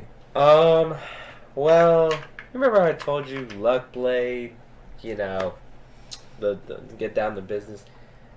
I don't know if it's something that I'm gonna need to maybe do after all, but I don't know. What are your thoughts on it? Am I familiar with the luck blade? No. It's that sword you have, right? Oh yeah, this, and I go to pull it out. I'm like, maybe that's not such a good idea. So I leave it sheathed. What about it? Well, there's a little magical thing that comes with it.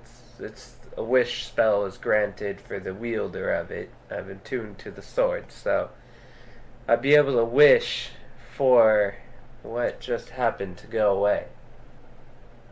And I contemplated using it, but I don't think we need to. I think That sounds like some very powerful magic.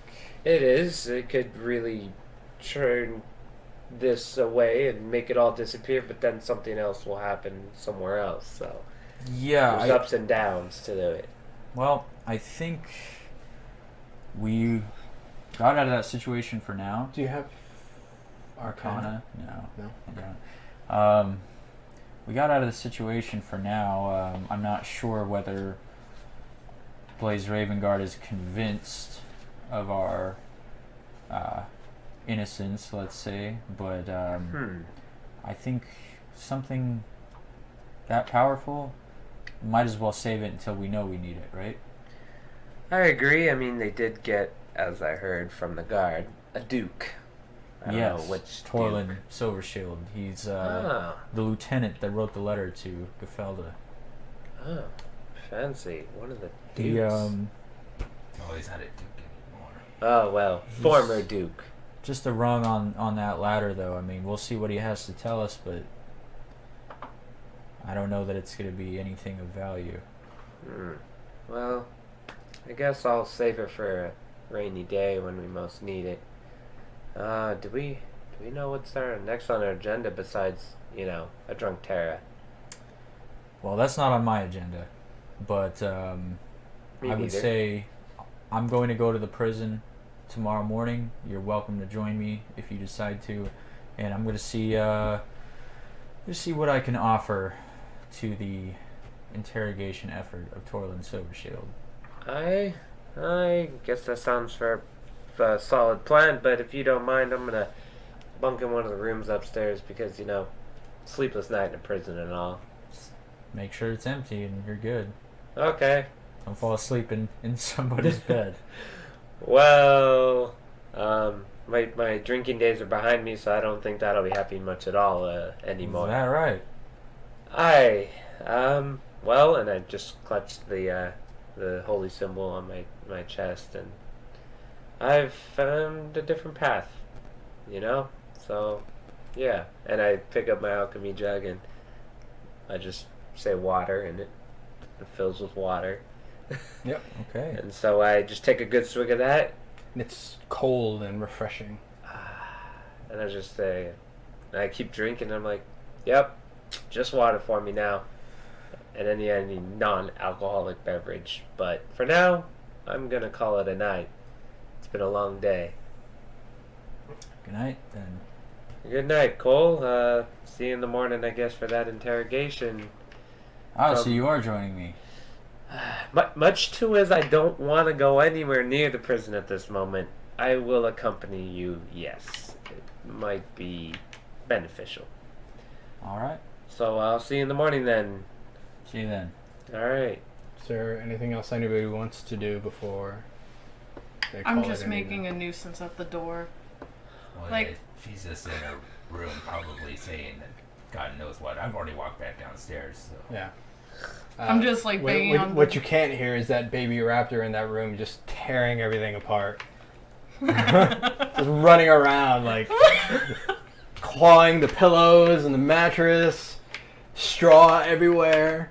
Can I make like a couple like very basic, like straightforward, like over under rolls to see if I'll bet Yeah, like why don't we do that? Okay. You're going to use some dice. You're going to do a little gambling? yeah. I'm not gonna use my weighted dice though. I'm just gonna use dice. Got it. Okay. So, why don't we do this? Do a total of 5 rounds, Okay. 100 per round, and it goes up 100. Okay. So 100 Well, so 100, it's silver. silver. Yeah. Okay. This isn't high stakes. This is the climb hammer. Okay. So, So that's a gold, right? 1 gold. 1 gold. Yeah. Okay. So, what do you want to make the over under? This is your game, so do you want to do just? I mean, just very basic. You want to just split it down the middle? And, sure. Okay. So could use anything. So it's 10, right? Yeah. Okay. Yeah. So, are you going? Cole drops his dice. Yeah. Loses all of his money. So you're going over or under? I'm gonna go over. Okay. Okay. Roll. 11, All right. So you won 100 silver. So 1 gold. and I do that 5 times total. Yeah, 5 times total. 8. 2. Wait, did you go over or under on that second one? Oh, I didn't call. I was You didn't gonna call say it. over, so I So you lost that one. Yeah. Okay. So you're down 1 gold. Okay. So it's gonna So be this 3 this on this one. round is 300. Worth Okay. 300. Okay. So you're down 100 right now. Over. 17. Okay. So you're up 200 Okay. silver, which is 2 gold. I'm just gonna keep going over on it. Over. So it's 2 more. Yep. 14. Okay. So it's 5 gold. 16. Okay. That is 10 gold. Sweet. All right. Okay. So you can add 10 gold to your inventory as you are fleecing some of these cats in the Clamhammer. But you're also known by reputation, so every once in a while you'll see one of the sailors giving you the stink eye, like this guy's got loaded dice or something, and you see them kind of calculating the odds of them walking out of the Clamhammer with their dignity intact, and they know that it's probably not a good idea. Do they? So I get a sense that they're doubting my sincerity. So I pull out. I pull out my loaded dice. The something's fishy dice? Yeah. Okay. And say, "Don't worry, gentlemen. These are the loaded ones." And I roll them, so they come up 5 or 6. Okay. And then I do it like 3 more times to show them, and then I just put them back in the bag. All right. Making a show of it. All right. So you are you're up 10 gold, and is that gonna be your That's evening? it. Yeah. Okay. Daedalus? I'm just gonna grab a drink and grab some water for her, and drop that off, Okay. and then I'm gonna just go and meditate. But by the time you unlock the door and you get up, Terra's just passed out. But you do see Nox. She is actually in some blankets, and you see her rip right out of the blanket, and she quickly, her head, she sees you come in the door, and then you see her kind of crouch and go, claws come out as you are about to enter. So is there like a table near the door? Next to the bed. So I just take the water and just set it on the floor, and I'm just like, oh, good night. All I right. should tell Cole that I should tell Cole that the raptor is ripping things up. you are gonna have to make a sleight of hand check to do it as quickly as possible. Because essentially, as soon as you open the door, she sees you as a prey item and is about to pounce. So you're literally gonna open the door, put the water in the door, and then slam it shut as quickly as possible. This is gonna be against her athletics. Natural 20. Oh! Should I even roll? Yeah, you can roll Yeah. 20.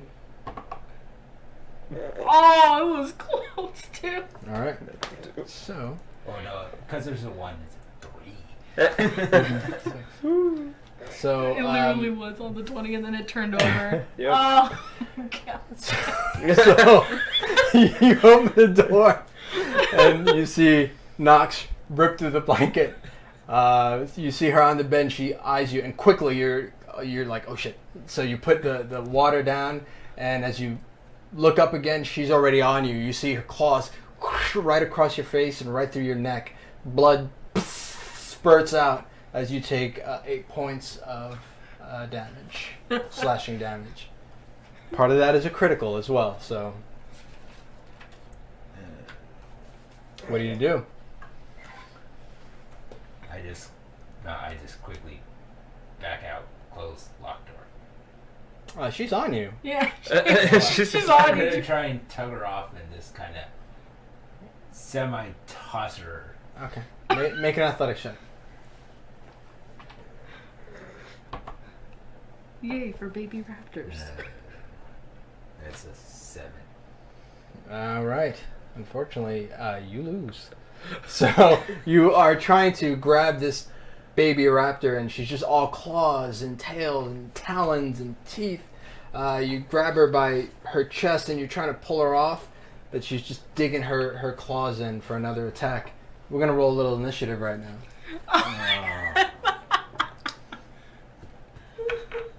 11. What'd you roll? 9. 9. All right. So she's gonna take another attack. So does 12 hit? Does not. Does not. All right. So her talons just kind of rake across your armor. It's your go. So I'm gonna just try the same thing. Pull her off and See if I can toss her back into the pit. All right. Let's go make your athletics. I do have a question. Do I hear this by any chance? Probably not. So, Okay. You were the first one. 15. Well, hold on. Mhm. 15? Yeah. Natural 18. So again, you are trying to get her off you, but now her claws are on the back of your head, and her mouth is like it's almost like a snake trying to swallow a larger prey item. You just feel like the needle-like teeth on the top of your head as you're like, ah! You don't know what to do. Barag, make a perception roll, actually. Oh my god. You know what this reminds me of? Like in the cartoons when the cat attacks a person on the face and you just Yeah. hear Rear! 15? Yeah. Cole, also make a perception roll. Oh, And I'm shit. just passing out, so. 15. 15. Okay, so you both hear like some sort of knocking, some sort of ruckus going on out in the hallway just outside the doors. So I come out of my room and see what's going on. All right. I also come So out just you, to you and Barag open your doors to your rooms almost simultaneously. You kind of look at each other like, what? Well, I'll be downstairs. 'Cause Oh, you're that's where downstairs, My quarters okay. are. So I'm gonna just bolt up the stairs as soon as I hear where it's coming from. Okay. So you get to the top of the stairs, and you see kind of Barag open up his door, curiously looking around. He looks over, and at the top of the stairs, you see Deadalus fighting with this little raptor, and he's like, ah! The raptor's just got its claws and its teeth right in his head. So I just I walk up, I run up to the raptor, and I just put a boot like in the it's side on of his it. head. Like, but I mean into its like body, just kind of bam, like kick You're it. gonna Bruce Lee karate kick? No, just like walk up to it and just No, like it's on his head. It's on top of He's his standing head. up. Daedalus It's is up dead. here. on Like, top he's of your on head. top. Nomming. It's not down there. It's up here. She's unnomming his head. Like, Okay. she's How big is this thing, by the way? It's a little bigger than a chicken. not that big. I'll probably kill it anyway. Okay, so I'm gonna just take my, because we're on the second floor. Yes. There are not any floors above this, That's right? right. So I just take my pistol out and just fire one into the ceiling Okay. and see what happens. So I will call this an intimidation check. Okay. We'll say that. Okay. Trying to scare her off. Right. Yeah. 12. 12. All right.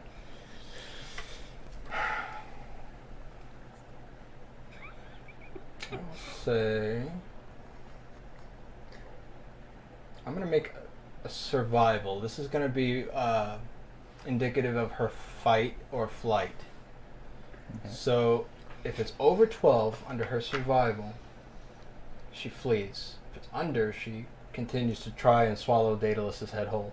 Okay. Natural 9. So you fire, you take your gun out, and you see Daedalus struggling with this tiny raptor. It's trying to swallow his head, and you take your gun out, and you're like, fuck. And you shoot it in the air, but the raptor kind of looks at you for a second, and then just continues to nosh on Daedalus' head. Now it's actually his turn. 18? Yeah, that's above mine. Yeah, that's a bummer. You were trying to do the right thing, Daedalus. It's okay. Take 5 points of slashing damage. Now, as Daedalus is spinning around in a circle with this raptor on his head, he got hit. He got nicked in the vein with a talon. You just see like this spray of blood just covering the walls. Every time he spins, he's almost like a sprinkler. It's your turn. So, once again, I'm gonna try and just kind of get it off me in Sure. any way possible. Sure. Let's make this a contested athletics check, please. Oh my god.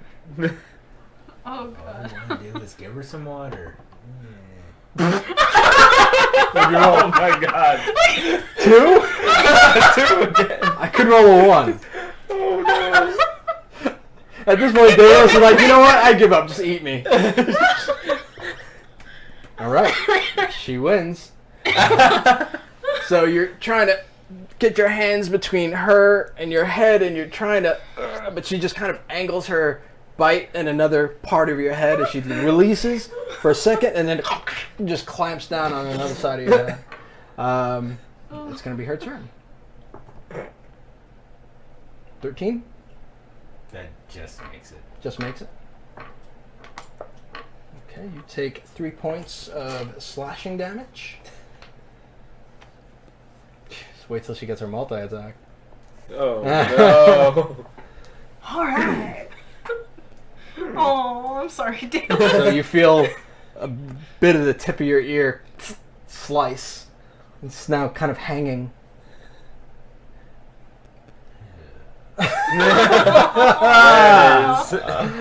What do you do?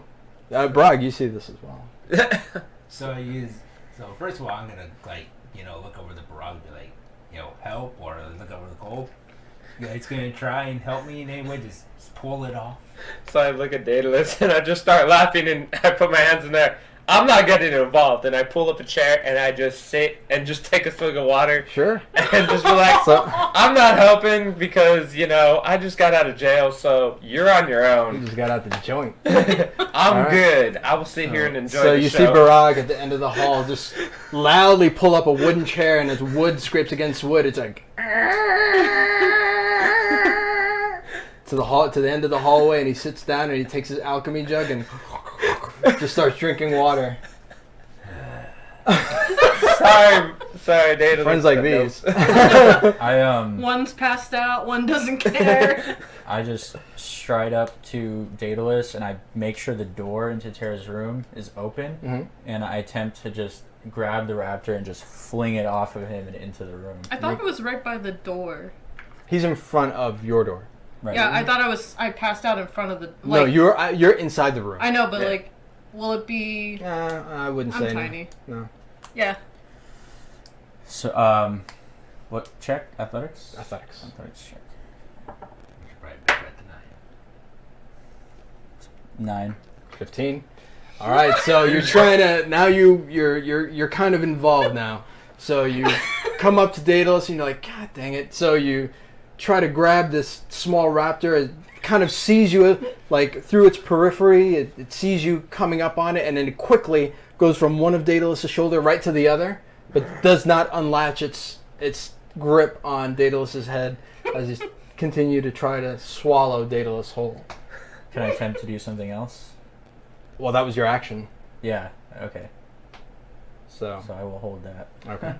All right, so Gonna try again. go for it. Gonna try and get it off. So I will say. I don't want to harm her. I just want to get her off. I will say this.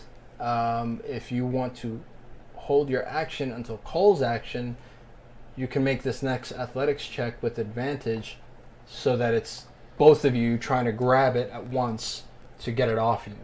Okay. Does that make sense? Yeah, I'm gonna hold and wait for him. Wait for him. Okay. So, in the meanwhile, she takes her action. Natural 20. Oh, ouch. As she rakes her talons right up Daedalus' head. Aww. 6. So you take 7 points of damage as that little bit of ear that was kind of hanging by skin just flies in the air and just lands on the floor about 3 feet away from you. Then, as I see this happen, I'm going to get up and be like, I guess I'm going to get involved. And I'm going to walk over and I'm just going to be like, hold still, Deadalus, as much as possible. I will going to do what I can. And going to try to help pull her off and throw her into the room. Strength, right? It's athletics. It's athletics. So you're holding your action not till Barag, but till Cole. Yeah. So Either way, that's beautiful for me. That's a +9 mod. go for it. 13, 14, 15, 16, 17, 18, 19, 20, 21, 22. All right. See what she rolls. All right. So you now have her in your grip, and you just see her just grasping at you with her talons, her claws, her tail kind of whips around your wrist a couple of times. What do? You have her. So the door to her room is open. It's correct? open, yeah. Okay, so I am going to throw her, and I'm going to aim for the bed. Okay, I will say go ahead and make... Go ahead and make a dexterity check. Just a general dexterity check. Okay. 18, 19, 20, 21. Not an issue. So you take her, you essentially chuck her onto the bed and shut the door real quick. Yep. And then as soon as the door closes, you hear against the door. And I go and I just crack my knuckles and be like, that's how it's done, boys. Well, you could have done that sooner. Daedalus is covered head to toe in blood, and he's missing the tip of one ear. So I reach into my pack and I pull out a greater healing potion and I hand it to him. Just go to bed then, man, because obviously I had to have a little fun before I intervened. I'm sorry. And I go back to my room. I just grabbed the potion and it's like... Make a medicine check or... Make a medicine check. Or a general intelligence check, whatever's higher. I'll take the medicine. Sure. Okay, go for it.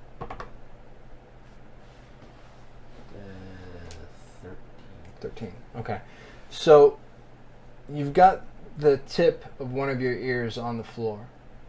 You know that there's a pretty good chance that if you get the angle just right and then you drink that potion in its entirety, it's possible that because it's still a pretty fresh wound. It's possible that it could graft back onto your ear. It wouldn't be able to do that with a whole limb, but it's a small enough wound that it may kind of knit itself, just enough to give your body's time to heal naturally. Okay, so I do that. Okay, so I want you to make a sleight of hand check. Because you want to get the angle just right. Sleight of hand or medicine, whatever's higher for you. Medicine. Difficulty is 18. You are covered in blood.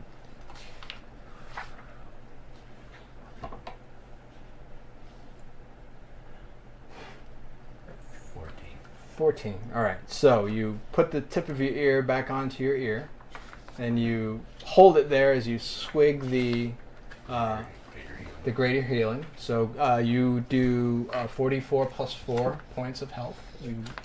You get, and as you drink the red magic liquid, you can feel the wounds of your body start to heal, and you even feel the ear begin to heal as well. So you said it was 44 plus 4? Mm-hmm. For the greater healing.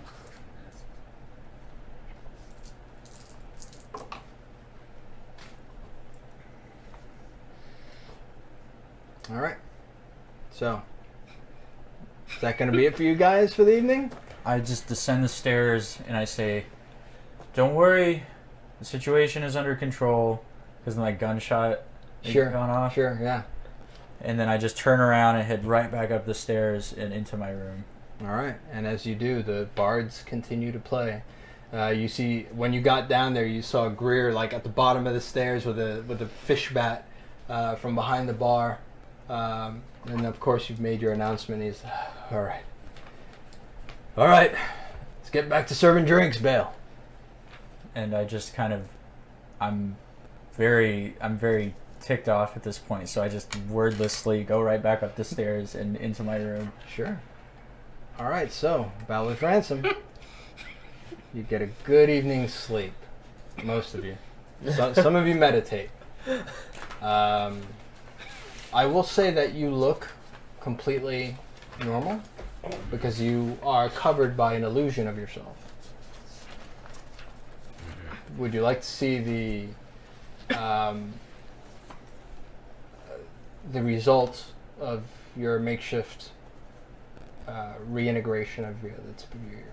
You would have to take that necklace off if you want to. But I'm doing this in privacy, right? Sure. Yeah. So I take it off real quick to see what has. Okay. Indeed, your ear has kind of grafted, but it's on backwards. But it's on there. But it's on. It's on backwards. So I put the necklace back on. Oh my god. Shake my head. All right. Yeah, I was like, I'm gonna tell Terra about this maybe. Then I'm gonna show her. So I'm going to tell her about her freaking raptor. Let's hope she's coherent enough. Give yourself an inspiration. Oh man, you're the best. All right, so Valor's Ransom, you call it an evening. You wake up to the sounds of cleaning in the bottom of the bar. Probably Greer and Bale. So what do you guys do? I go downstairs and I ask. I go up to Greer and I say, Greer, could I have the master keys, please, to the rooms? There are people sleeping up there, boss. Yes, one in particular. Oh, yeah, sure. So he has this huge key ring, and it's got like 500 keys on there, and he gives you the key ring. He goes, a lot of these are fakes and blanks to fool them. Do you know which one is for? And like I just described to him which room Terra is in. So, yeah, I know which one it is. Which one is that? I'm kidding, I don't. You're gonna have to try every single one.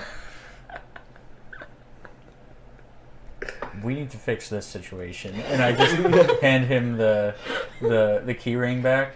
Fair enough. I'm just trying to outsmart the, Yeah, you're getting a little too clever for your own good there, but I've been told that before. I appreciate it, and so I no morning hug. No, not yet, and I not yet. So you see him kind of brighten up. So I go up the stairs. And as you're walking up the stairs, you just hear. He's starting to whistle as he's working now. So I just give a couple hard knocks on Terra's door. You know I can, even without you role-playing this, you know Terra High-Hill is not a morning person. Under the best of circumstances. Right now, she's lying in a pool of her own filth and vomit. So I'm gonna attempt to just kick the door in. Sure, make an athletics check.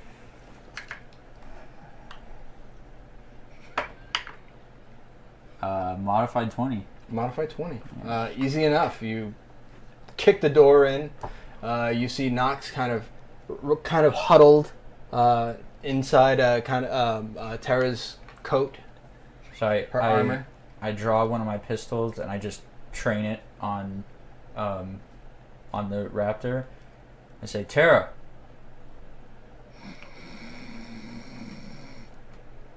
And then I just walk over to her and just push her with my hand. So you feel somebody kind of knocking you about as if to rise, make you rise from your slumber.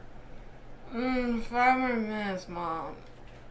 I'm not your mother, and I will make up a bill for all of this. And I'm keeping that pistol on the raptor. Make a perception roll.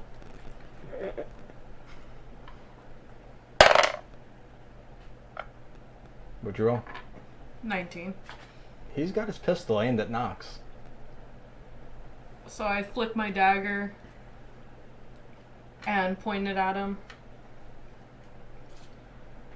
Do what you will, but get this raptor out of my tavern. Tie her up outside. Find her a raptor tavern.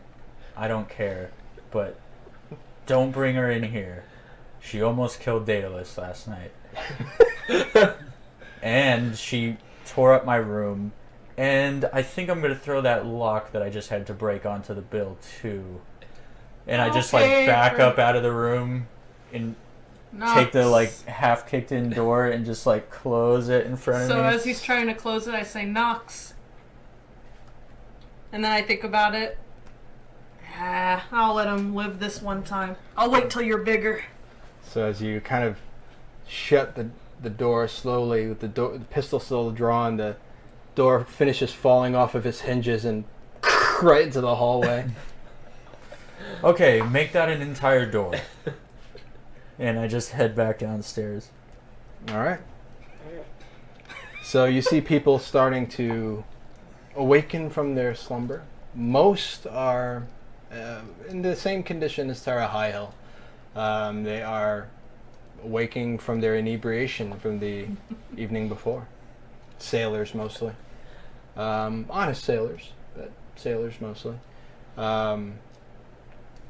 What do you guys do? I'm going to actually head downstairs to see what's going on and find Cole, actually. Okay. See if he's in his room or downstairs or what. But I'm going to just do that on the way. All right. So as you are walking toward the stairs, you see Terra in her room with her door is kicked completely in, off of its hinges and laying in the hallway. But yeah, you get downstairs and you see Greer. He's cleaning. He looks in a very good, for a man who just pulled an all-nighter, Mm-hmm. he's in a very good mood. So I just, top of the morning to you, Greer. Hey lad, how you doing? Oh, I'm doing mighty fine. Got a good night's rest. Not in a prison cell. Speaking of mighty fine, where's Yes. that Cole? Yeah. Didn't he come down? Oh, I don't know if that's he's right. down here. Maybe he came down. I don't really know. Cole, what are you doing? I'm just sitting down at one of the tables, just kind of contemplating and waiting for everybody to show up downstairs. Okay. So yeah. And I see Cole. Yeah. I look at Cole and I look at Graham like, did Cole mention anything about a door? No, what door? You mentioned the corpses. Oh, corpses. Yeah. Do you know about the corpses? I don't know anything about any corpses. I have no idea what you're talking about. Apparently, they're downstairs. Yeah, no one told me nothing about corpses downstairs. Like, below the tavern downstairs? Like, is there a cellar? As a matter of fact, he said that he wants you to clean them up. Oh, well, that's news to me. He said for all the beer that you've drinking in the past and your room and board, he said to take an hour to get the bodies out. I'm just a messenger. Okay. How about a trade then? I talk Cole into, maybe hanging out with you, That's what he told me. and you can do corpses instead? Because I don't even know where the corpses are, so. Now, I can show you. Maybe. Well, let me talk to Cole first. Sure. We got some business to attend to actually over at the prison. Take your time. But you might want to ask him about that door eventually. And a raptor, per se? What raptor? Hey, Cole! Hey! I start waving at Cole. Come here! I need you to come here and talk to Greer. Greer has a question for you. About that door. What door is he talking about? Terra's raptor tore up the room. I had to kick the door in because your keyring works, like I said, a little too well. Boss, look, I've been up for 13 hours serving drinks. I just want some sleep. By all means. So that's what happened to the door. We're just gonna close. Are off you the telling room. me because you want me to take care of the door? No, I'll take care of the door. I got this one. This one's a little personal. I'm going to go up there and I'm going to take stock. I'm going to come up with a bill for the damages. All I need you to do is I will write out a list of items that need to be replaced. Yes. On your next shift, if you could reach out to anybody who comes through, who might be a carpenter or a merchant, get us fixed up. I will cover the costs for now, and I will recoup them later. You can believe that. I believe it. Yeah, so that's all. Door got kicked in. I love the keyring idea, but I need. It's a way one of my better ideas, boss. I mean, I need a way into the. I rooms. mean, if the guild comes in here looking for a specific key, right, they've got to go through 500. And I like that. Yes. I do like it. Mm-hmm. But how about as you're talking, you see Bale with the key ring, and he's got like a stack of key blanks, and he's just putting on more blanks on the key ring. Oh, Bale, and he's that's like, "Morning, boss." Morning. That's enough on the keys. Thank you. Oh, Right, okay. yeah. What I would like one of you to do though, is find me the keys that actually get into those rooms, and make copies of each one. Put them on a new ring and get them to me as soon as possible. That's a lot of work, boss. This is where you work. That's a fair point. So, all I'm saying, keep the fake ones. I like that. Keep Yes. those on you. But I'd like a personal key ring to use. Okay. Well, I'll get right on that on my next shift. On your next shift. So, Will do. so as they're talking, I'm gonna try and roll for stealth. Okay. Go ahead. Halfling luck. Halfling luck. You rolled a 1. All right.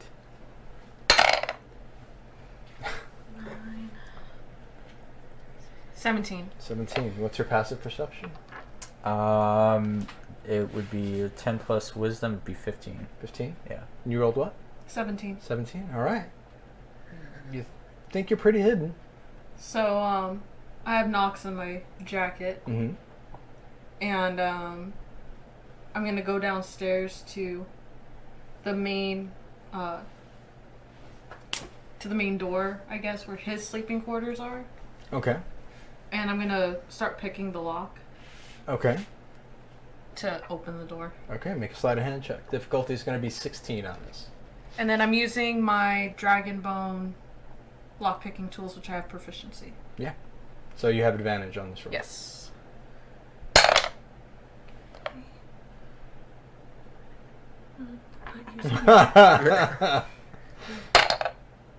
Son of a... Rolled the same thing. 14. 14. So you take your set of dragon bone lock picks. Take out a couple of the tools, and you feel the tumbler, and you feel a spring and a cog, and you twist, but right at the wrong moment as you're kind of bend your lockpick a little bit, and you pull out your lockpick, unable to get in the door. So, I basically get out of stealth by, Cole, I need my shit. It's in your room. I wander over. What shit's in my room? You know, the big thing you and Daedalus, I've got a bad headache. Oh, the porthole. And so I don't even have keys. Do I have keys to my quarters? Because I've gotten in there before. You sure do have keys to your Okay. quarters. That's the one key I have right now. Okay, thank goodness. It really is the only key that Yeah. you have to this place. So I unlock the door and just open it up. Go ahead. There's the porthole there. So, I flip him 2 platinum. Woo! That's for the damages. Yeah. That's for the damages and whatever else I did. And then I scratched the back of my head, which I don't think is much, right? I don't think I did that much damage.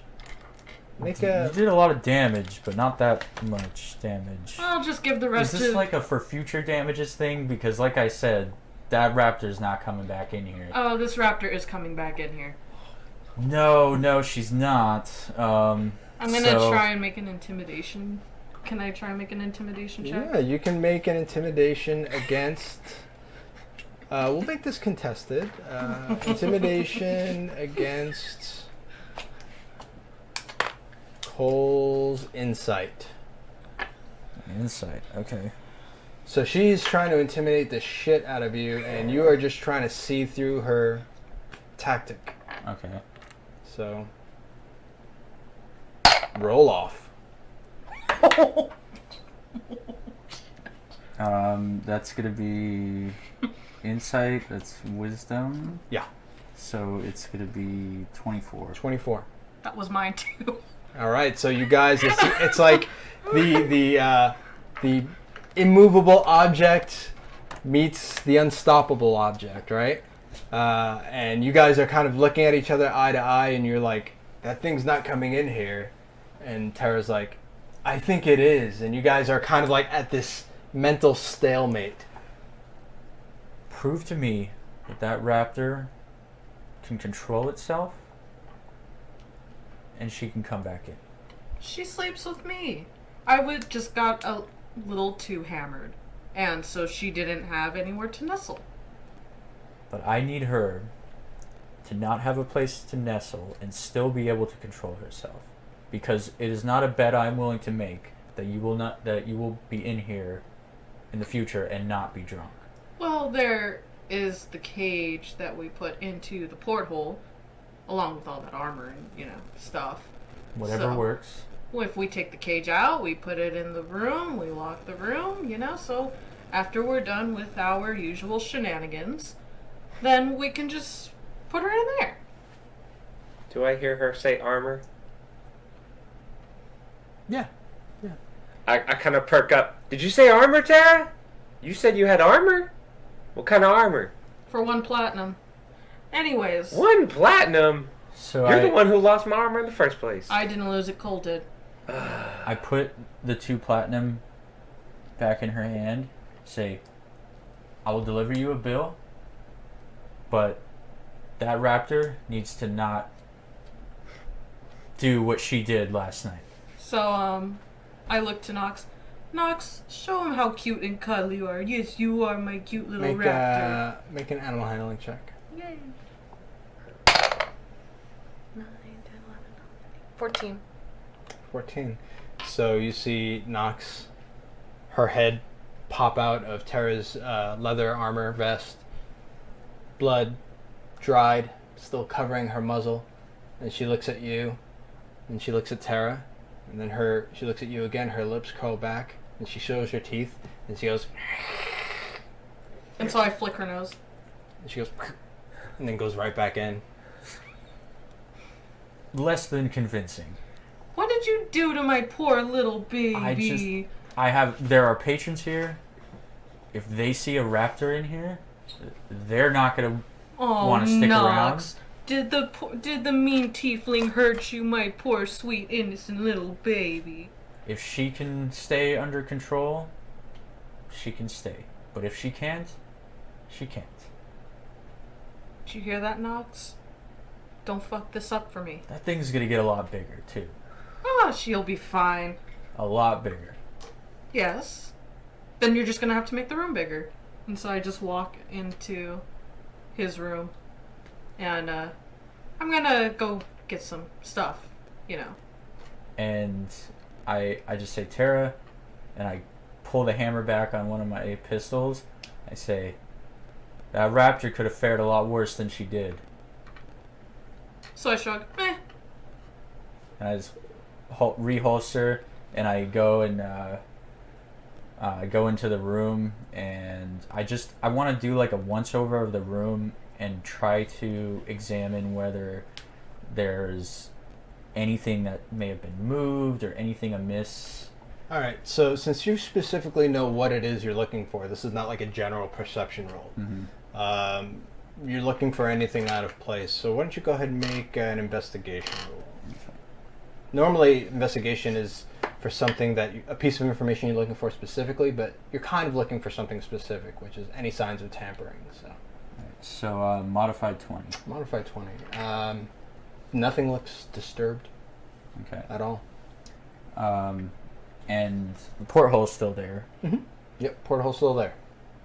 Is it possible? Is it movable by like one person? Is it possible to like? It's movable by a medium-sized person, not a halfling though. Okay. So but for a long distance, it would probably be better to do a 2-man lift because it's not.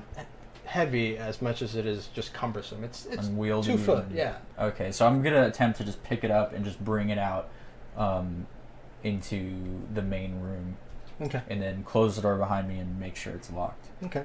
So Greer and Bale. Bale is just now going to his quarters to get a little bit of well-earned shut-eye as he kind of bids you farewell.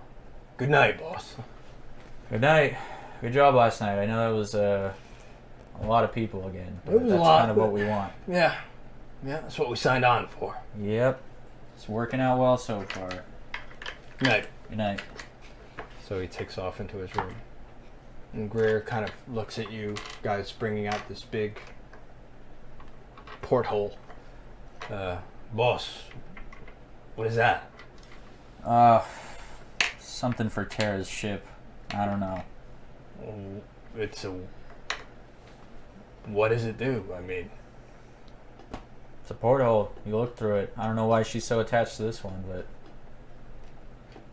so he just is kind of looking at it very curious. yep. Do you want to like put a window in this place and put this in here, or what? No, I think we got enough windows for now. We could always use some more natural light. Yeah, maybe when I'm taking up stock of the damages up there, I'll add in a little money to install a window, but I think Terra's tied to this one. She's not going to let me use it. All right. And I just walk over to the bar and just kind of like set it down and just wait for Deadalus or Brog to come along and help me with it. All right. Well, Barag's actually downstairs already. Yeah, Oh, he that's wants right. the Yeah. armor. Yeah. Yeah. Deadalus, what are you doing? I exit my room and I go to walk downstairs. And you just kind of walk over this busted door in the middle of the hallway as you get to the top of the stairs and walk down. Okay, I know some stuff happened last night, but that did not happen. That's new. The busted door is new, and it's out of Terra's room. And then I look inside and it's like It's shredded in there. and I was like, ugh. Horrible memories of last night. I just walked Yeah. downstairs. And you do see Brog and Cole and Terra, I'm assuming, as well. Yeah. I got my head on the bar, just like Resting. completely. Yeah, you're hungover. Yeah. You're hungover. Completely hungover. Yeah. Just like I'm done. So yeah, Terra's definitely still, hungover, pretty hard. I'm gonna seek something to eat. All right. But you see that the porthole that you guys took from the ship, from the Watchful Eye, is kind of in the middle of the room on a table. Tara, where'd you want this thing? Hmm. The Just porthole? put it somewhere secure. I don't know. I've So got I a pick headache. it up and I turn around and I bring it back into my room. Sure. That makes sense to me. Yeah. And I put it exactly where it was before. And so, Cole, don't go taking more of my shit. Yes. Sure. Oh, And and if you need to pay for stuff, just open the thing and. Well, you've already seen it. You know what to do. Just take some. So Whatever. I would like to, while everybody's going about their business in the morning, I'd like to at some point take stock of that room and come up with a number as to what it would. It'll take you about a half hour to an hour to really go through the room. Okay. As you are going through the room, obviously the door is an issue. All of the the mattress needs to be replaced. The pillows need to be replaced. The nightstand is in splinters. There are deep claw gouges in the floorboards of the floor.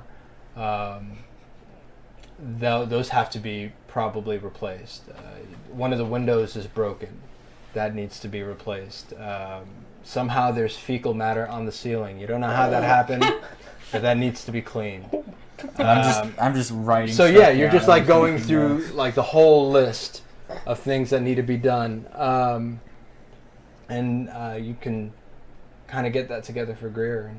Okay, so I'd like to do that, and I will get that down on a piece of paper and fold it up and slip it under his door. And it smells.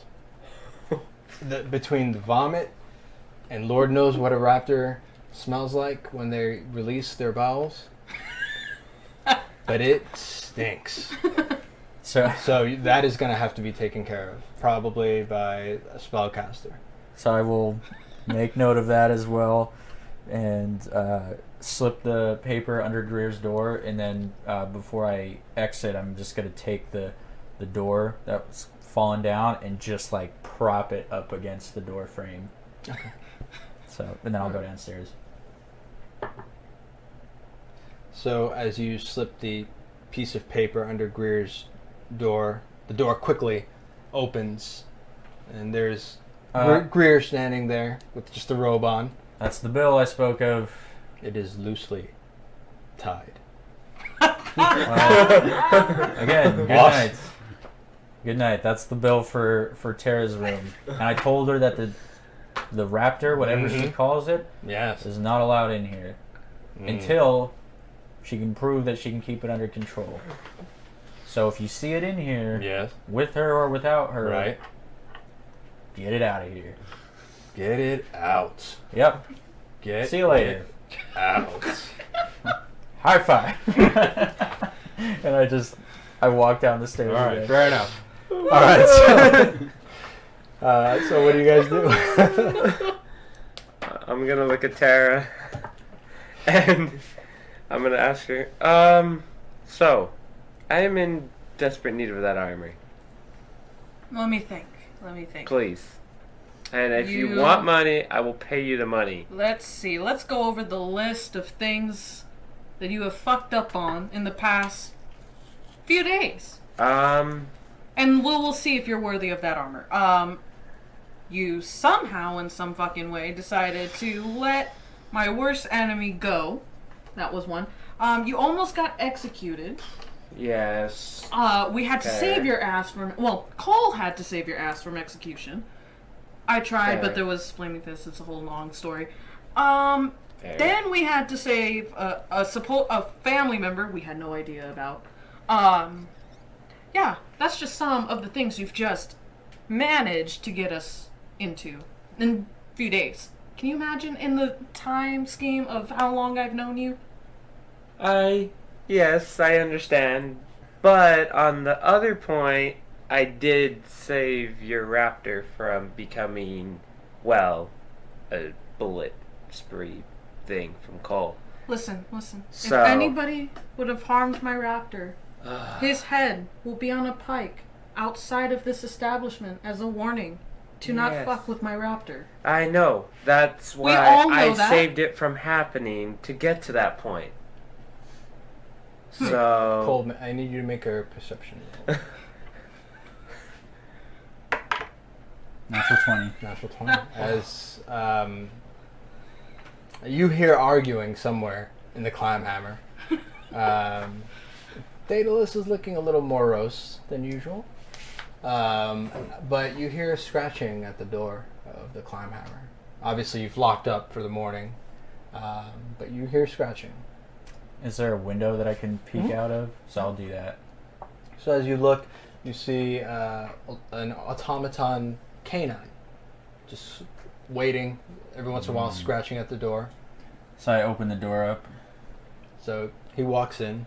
It's unusual to see him react as a real dog would, but as soon as he sees you, you see that kind of metallic, springy tail start to wag back and forth as he sees you, and he kind of sits in front of you. So my delivery.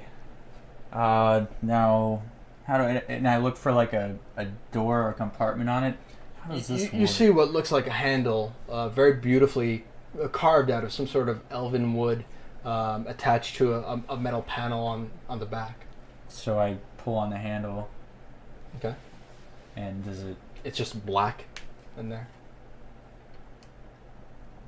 So and I reach my hand in. You reach your hand in, you feel the handle of your pistol. I pull it out, and looks brand new. Cool. So I just aim down the sights and just check it and load it up, and that was not my +1 pistol. So I'm actually just going to take it for now. And I examine it, and I want to see if there's anything looks different about it. Other than looking brand new, I mean, everything is polished Okay. to a high sheen. Okay. You can even smell the oil from when he was cleaning it. Make a perception roll. 13. 13. Tycho isn't leaving, and his tail is still wagging. So I reach in again and see if I can feel anything. You feel a small box made of wood. You think? So I pull that out as well, and then I make sure that there's nothing else in there. Yeah. You feel around. It's now empty. So you kind of shut the flap, and Tycho just looks at you and goes, and then just kind of it's like a weird metallic dog bark, and then kind of walks right out. So I open the box up. You see, it's unusual. You see, it's very steampunk. It looks like a grill, and it's got threads. And you look at the threads, and you kind of look at your gun, and it kind of matches these new threads that are on the outside of the gun. And then there's a small metallic spear with a little button on it. So you click the button, and hooks come out like a grappling hook. Oh, cool. Okay. So I make sure that's attached properly, and I just point it out to like the rooftop of the tavern, and I just aim for the edge of the rooftop, and I. Are you from the inside or outside? Outside. So just you go outside? and yeah. Okay. So as you go outside, you kind of aim it. You put the hook into the attachment that screws on to the pistol. You go outside. You kind of aim. It's really early in the morning, and you go. A few people are out in the street, automatically duck for cover. As you see this hook fly out to the top of the building and go right into the wall, and this steel cable attached to the attachment on the pistol. Oh yeah, this will come in handy. And I just try to yank the hook out or reel it back in any way. Sure. That seems possible. Make an athletics check. Let's tear the wall out. 19. 19. Yeah, easy enough. You pull it out. In the box, there is an instruction manual. It seems unnecessarily big. It's about 700 pages of just instructions on the grappling hook. So I put that in my pack. Yeah. And I will make an intelligence check with advantage.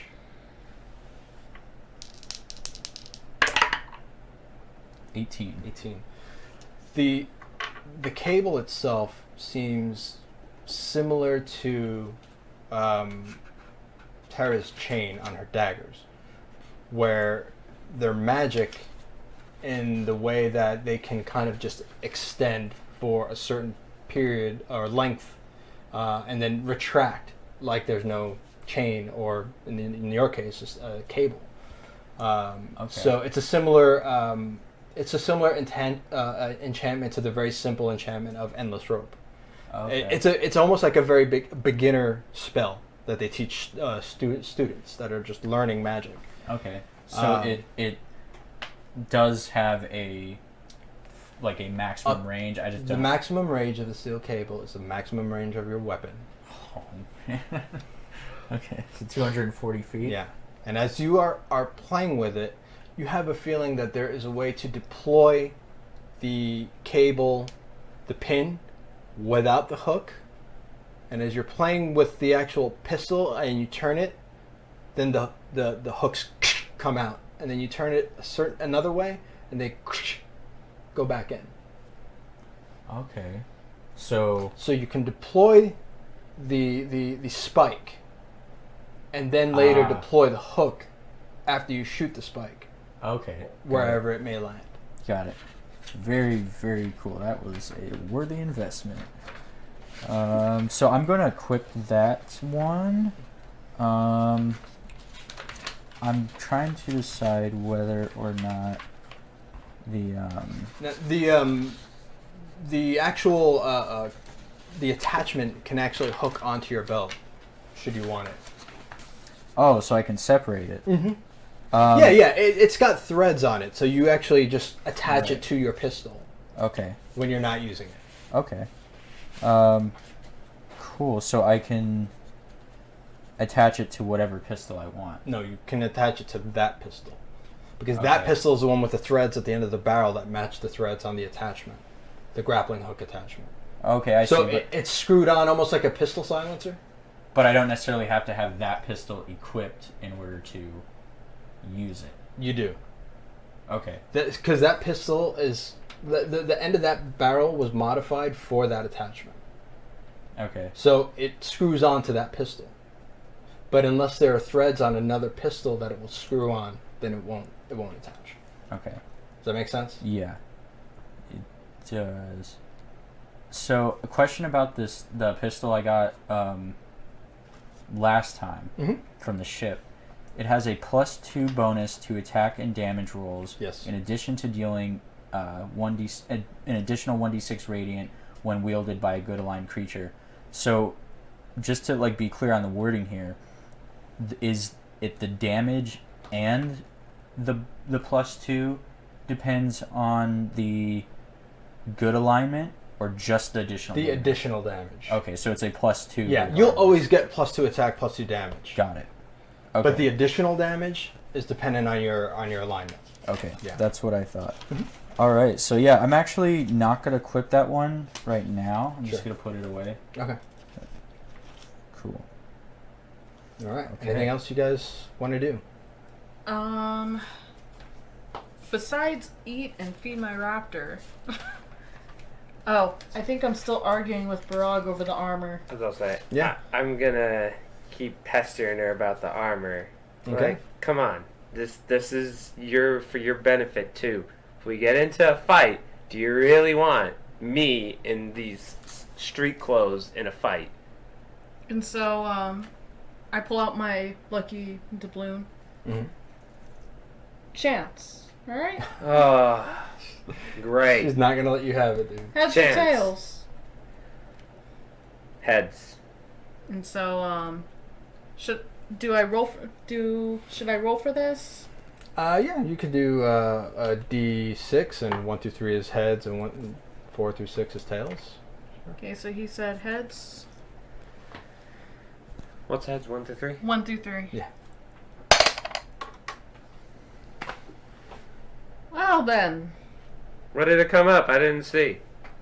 So What did it come up? I pick it up. It's tails, Barag. Really? You can't just help me out. This is not just for my benefit, it's for yours too, you know. And so I pat him. Telling yourself that, buddy. So you're really not going to give me any armor? No one else here besides Cole can wear heavy armor. And so I kind of click my fingers. That's on you. And I Actually, that's on you. And I flicker right back at her. Because you 3 lost my armor. Actually, matter of the fact, so... Actually, the tiefling lost your armor. All 3 of you were there, so don't try pinning it on one person. All right, so Deadalus, you just hear them going at it, and you see hand gestures and finger gestures and snapping. finger snaps, and you don't know what the hell is going on. Some coin is being flipped. Barag is getting upset. You have no idea what's going on. I'm just gonna sit there and just eat. All right, so you eat a full meal. I'm not gonna get in the middle of it. Yeah. This is one hungry elf. He's man. always eating. Yeah, he's always eating. All right, anything else you guys want to do? I'll give him the armor, reluctantly. Because I don't think he's seen the porthole anyways. I think I was there and... No, No, you weren't. You were in jail. I think it was No, I think I was with Grifelda. Yeah. Mm. So, I'm like, okay. On one condition.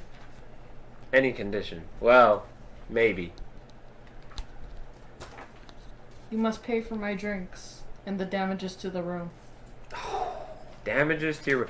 I'm the one who saved your raptor from being killed by... well, I okay, guess fine. Your drinks and your room. Fine. She's crafty, fine. man. This Terra High-Hill, she is fucking crafty. Fine.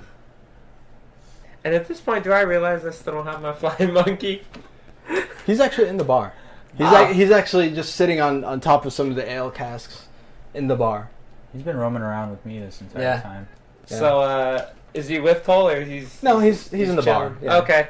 And I just kind of look and I find him like, Griffin, come here.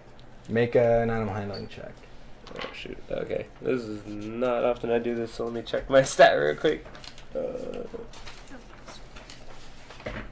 Handling. Yeah, I only get a +1 on that. That's a cock die. That would be 20, modified 20. Modified 20. Yeah.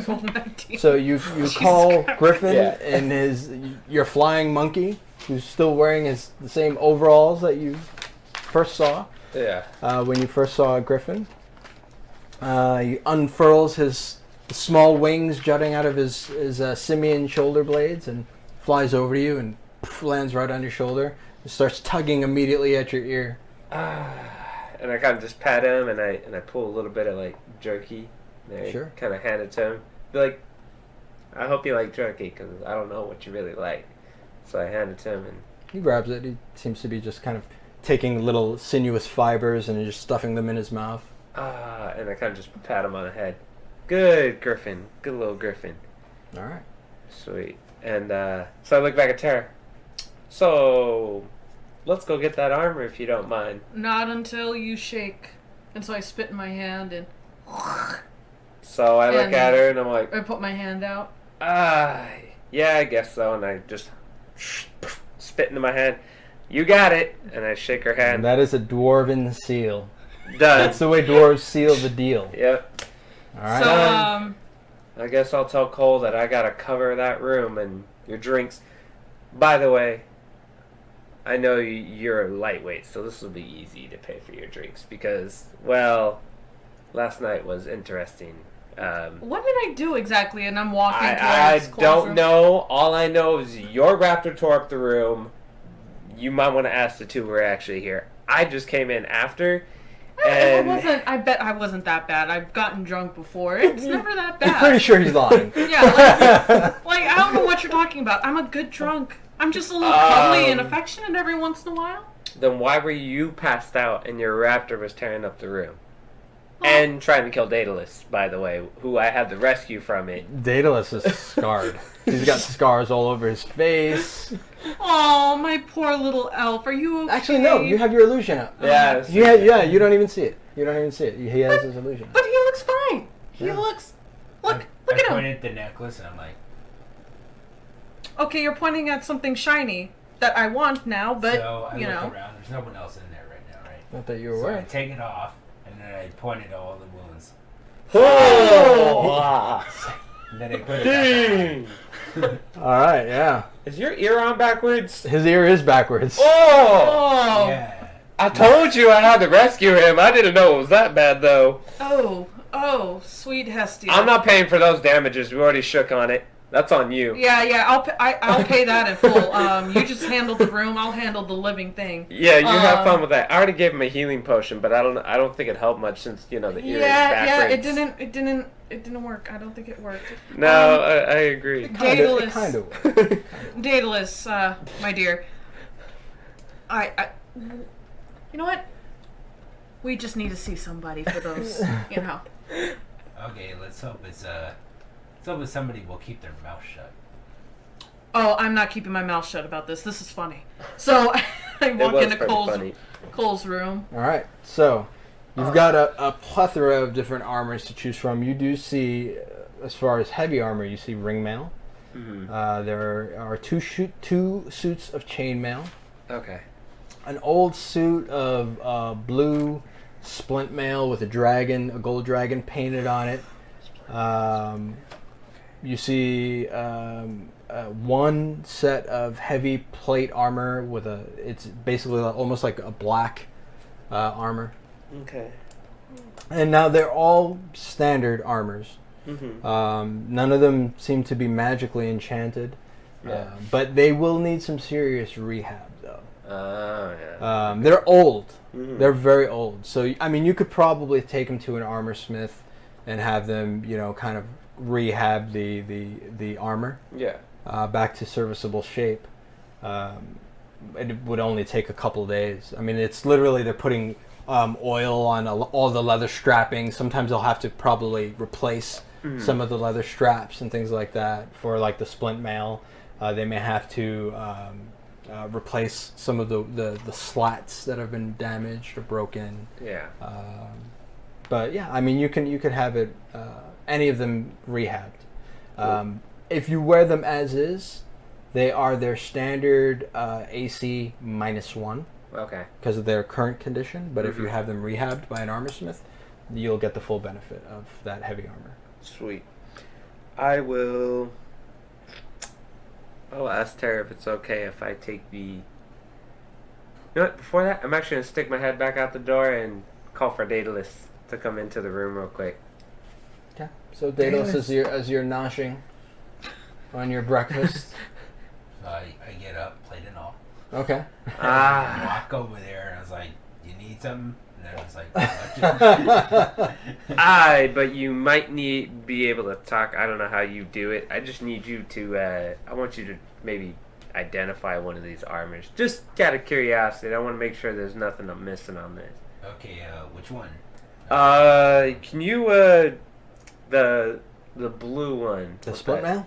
Yeah, the splint mail with this dragon on it. So I was like, okay. So I really quick, I walk back to my table. I put the plate down, and I come back and I work and I open my book and I look for the identify spell, and I cast it on that Okay. armor.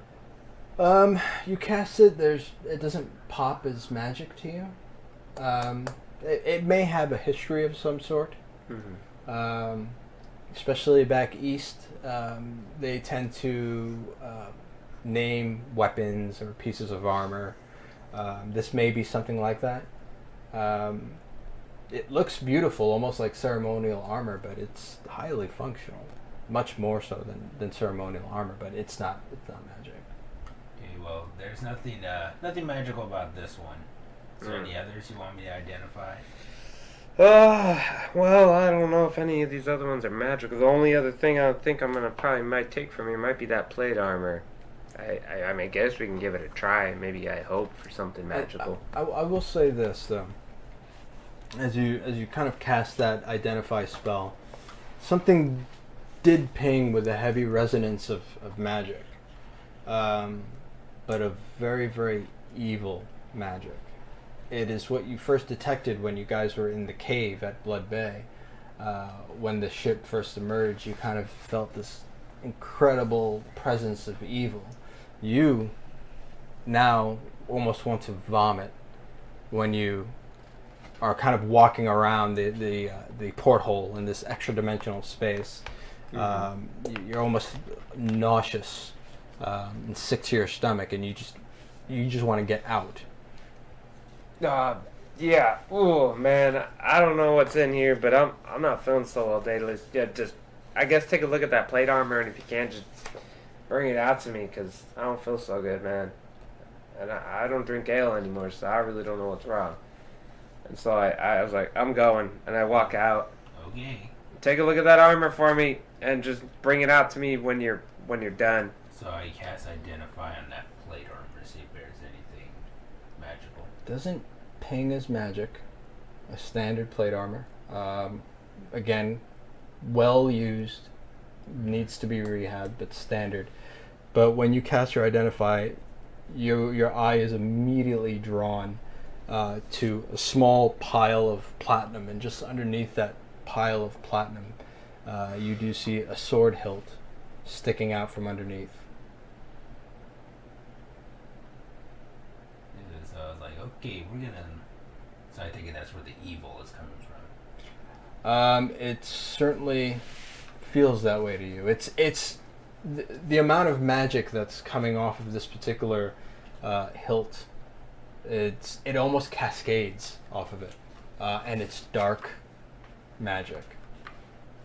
Okay, so I make a mental note to warn everybody else. Is she still in there? Oh yeah, I'm swimming in gold. Okay. She's Scrooge I McDucking it. I point to that sword. I was like, whatever you do. It's just the handle. It's just the hilt. It's not a the full hilt. sword. Okay, I was like, whatever you do not touch that hilt. So There's a lot of evil magic coming off of that. Who knows what will happen if somebody touches it? So I go and I'm like, what hilt? This thing? And then I pick it up. Okay. I said not to pick it up. Put it down. Put it down. Put it down. But it looks cool. All right. So as soon as your fingers touch it, your fingers start to blister and burst.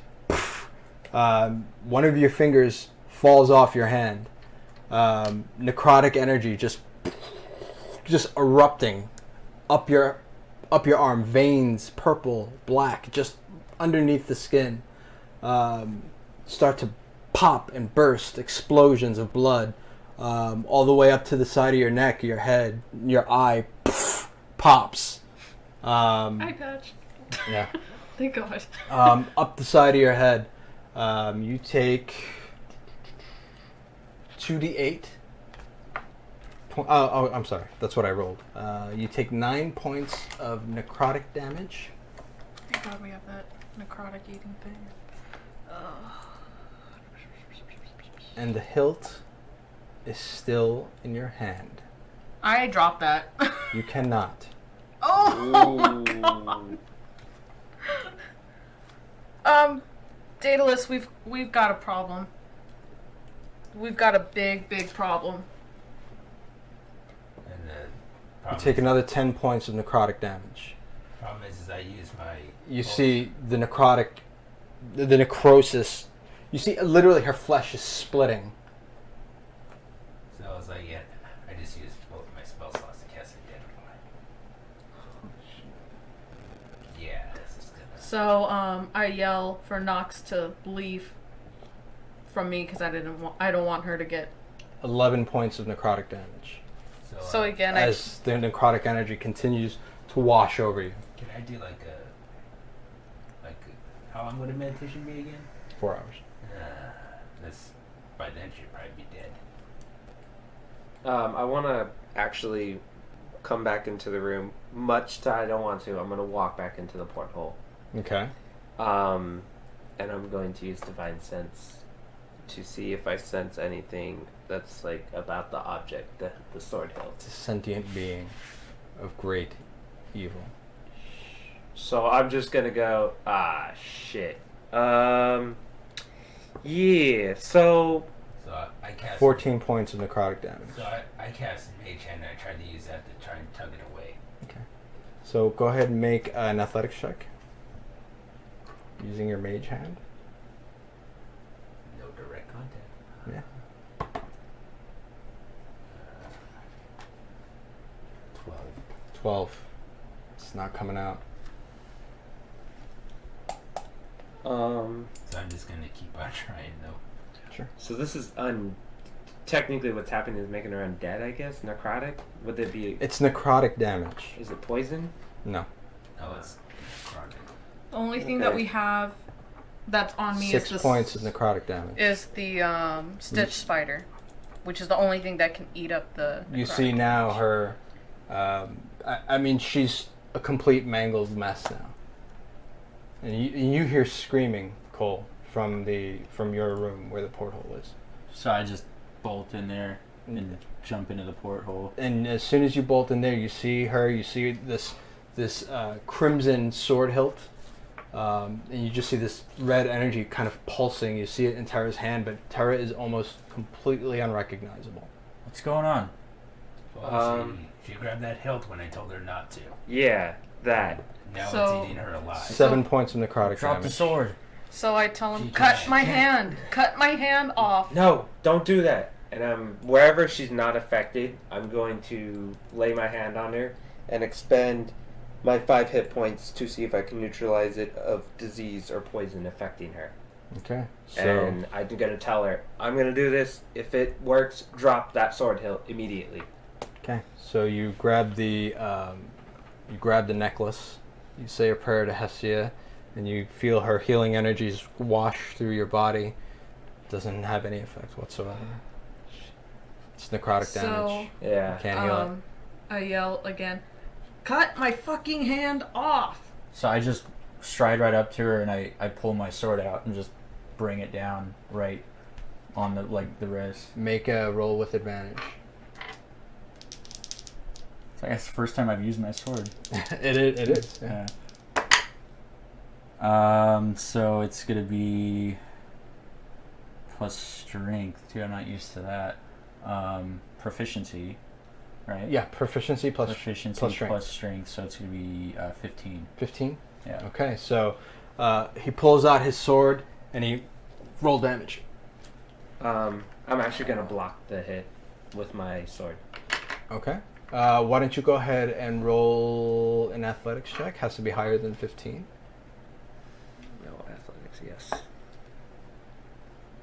Give you an inspiration. That's a 4. Okay. So let me roll that. Cock die.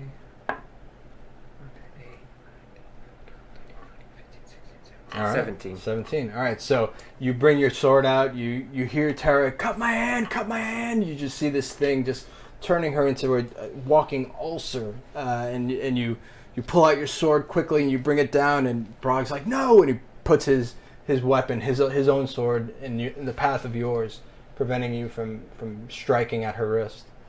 Yeah, and I know about the stitch spider, so I'm gonna tell her. You have the stitch spider, right? I think. It works only after. You can't be during necrosis.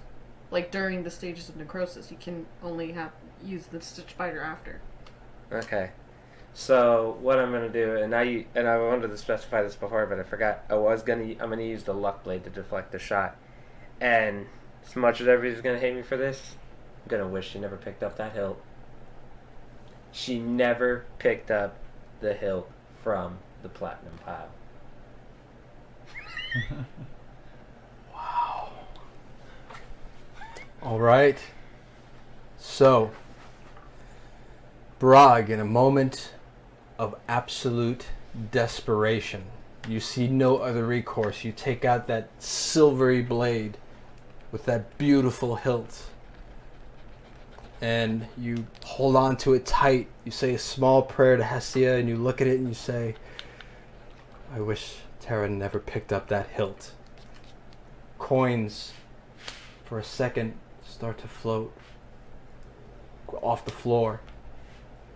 And you see this energy kind of explode outward, a big ring of magical energy. You see Terra like walking backwards. You see Cole walking backwards. You see Deadalus walking backwards. You see a mage hand kind of retract. You see everything happening backwards. Then you're there in the room. You're the only one who knows what happened, who remembers it. Yeah. And you hear Deadalus say, Terra, don't pick up that hilt. And you see her say, what, this one?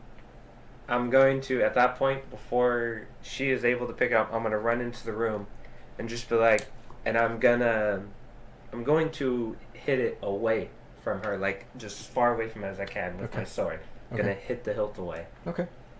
Make an attack roll. Strength, baby. Yes. 14, 15, 16. That's a hit. So, as you say, Terra, what, this? And you go to pick it up. Brog quickly with his blade, almost like a hockey stick. He says, Terra, no! And he just hits the blade and it goes skidding off. What the hell did you do that for? Just trust me on the fact that you do not want to do that. But it looks cool. It's It's really bad. Oh. And Well, then why didn't you tell me that before, Daedalus? I was about to pick up something shiny. He didn't know. Oh no, I knew. I told you not to pick it up ever. That was a warning. That was not an invitation. Oh, sorry. If it's any defense for him. Take a point of inspiration, please. My name is Daedalus. I have a backwards ear, and I'm telling Terra not to touch her own treasure. Well, if it's any consolation, and this might be hard for you to believe, but you basically were going to lose your hand if you touched that blade.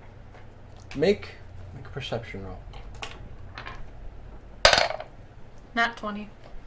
You look at Barag in the face. You look at him in the eyes, and you don't know why, but you believe every single word that he's saying. He's saying it with such conviction that you don't know if it's true, but you know that he believes it's true. Alright. Well, I gotta get it out of here somehow. We'll figure that out, though, later. Yes? Aye. Am Just I, leave it in here, though. now that it's flipped back, am I where I was outside of the room? You're in the climb hammer. Okay. In the main area, main lobby. Oh, well, I'm hungry. So if you gentlemen wouldn't mind getting the hell out of my porthole, that would be nice. Just That's make what the she said. promise. Anyway, so Just, make the promise that you're never going to touch that blade. If you said that something bad will happen, you have my word as a sailor, I will not touch that. Good. It's worse than just what will happen to you. It's also worse that it in itself is a sentient being. All right, so I think, guys, this is a perfect place for us to conclude our first audio video. Wow, you used a wish, a luck blade. Unbelievable. I did not see that coming, guys. Well done. Well done. That was amazing. Yeah. So, surprised? Yeah, I was like, That was sentient great. sword, yes. Yeah, right? Like, not great that was Terra's tearing dying, me but apart, but- really Yeah. great that there's a sentient sword. Yeah. So. Well, it wasn't even a sword. It was just a hilt. It was The just hilt, a hilt yeah, of a sword. right. Yeah. So, Nothing yeah. attached. So what did you think when you started taking that damage? I had a feeling that Terra was going to turn into, almost like what we were fighting before with the Talos, the god on Earth sort of thing.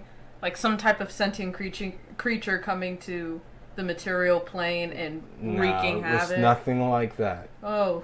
It's nothing like that.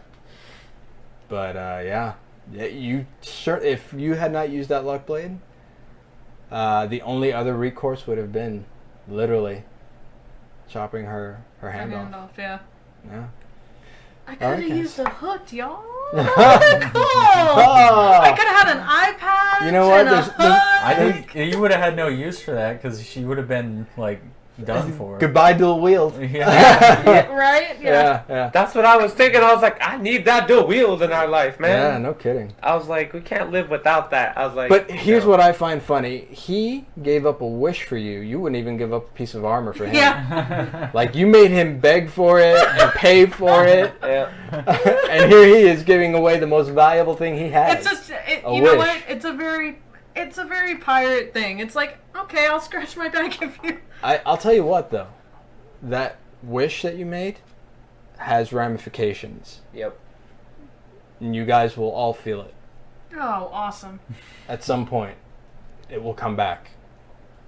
Well, I didn't just- touch the sword hilt so- for so- the record. Well, no, essentially what happens is the universe is an organism, and it is an organism of balance.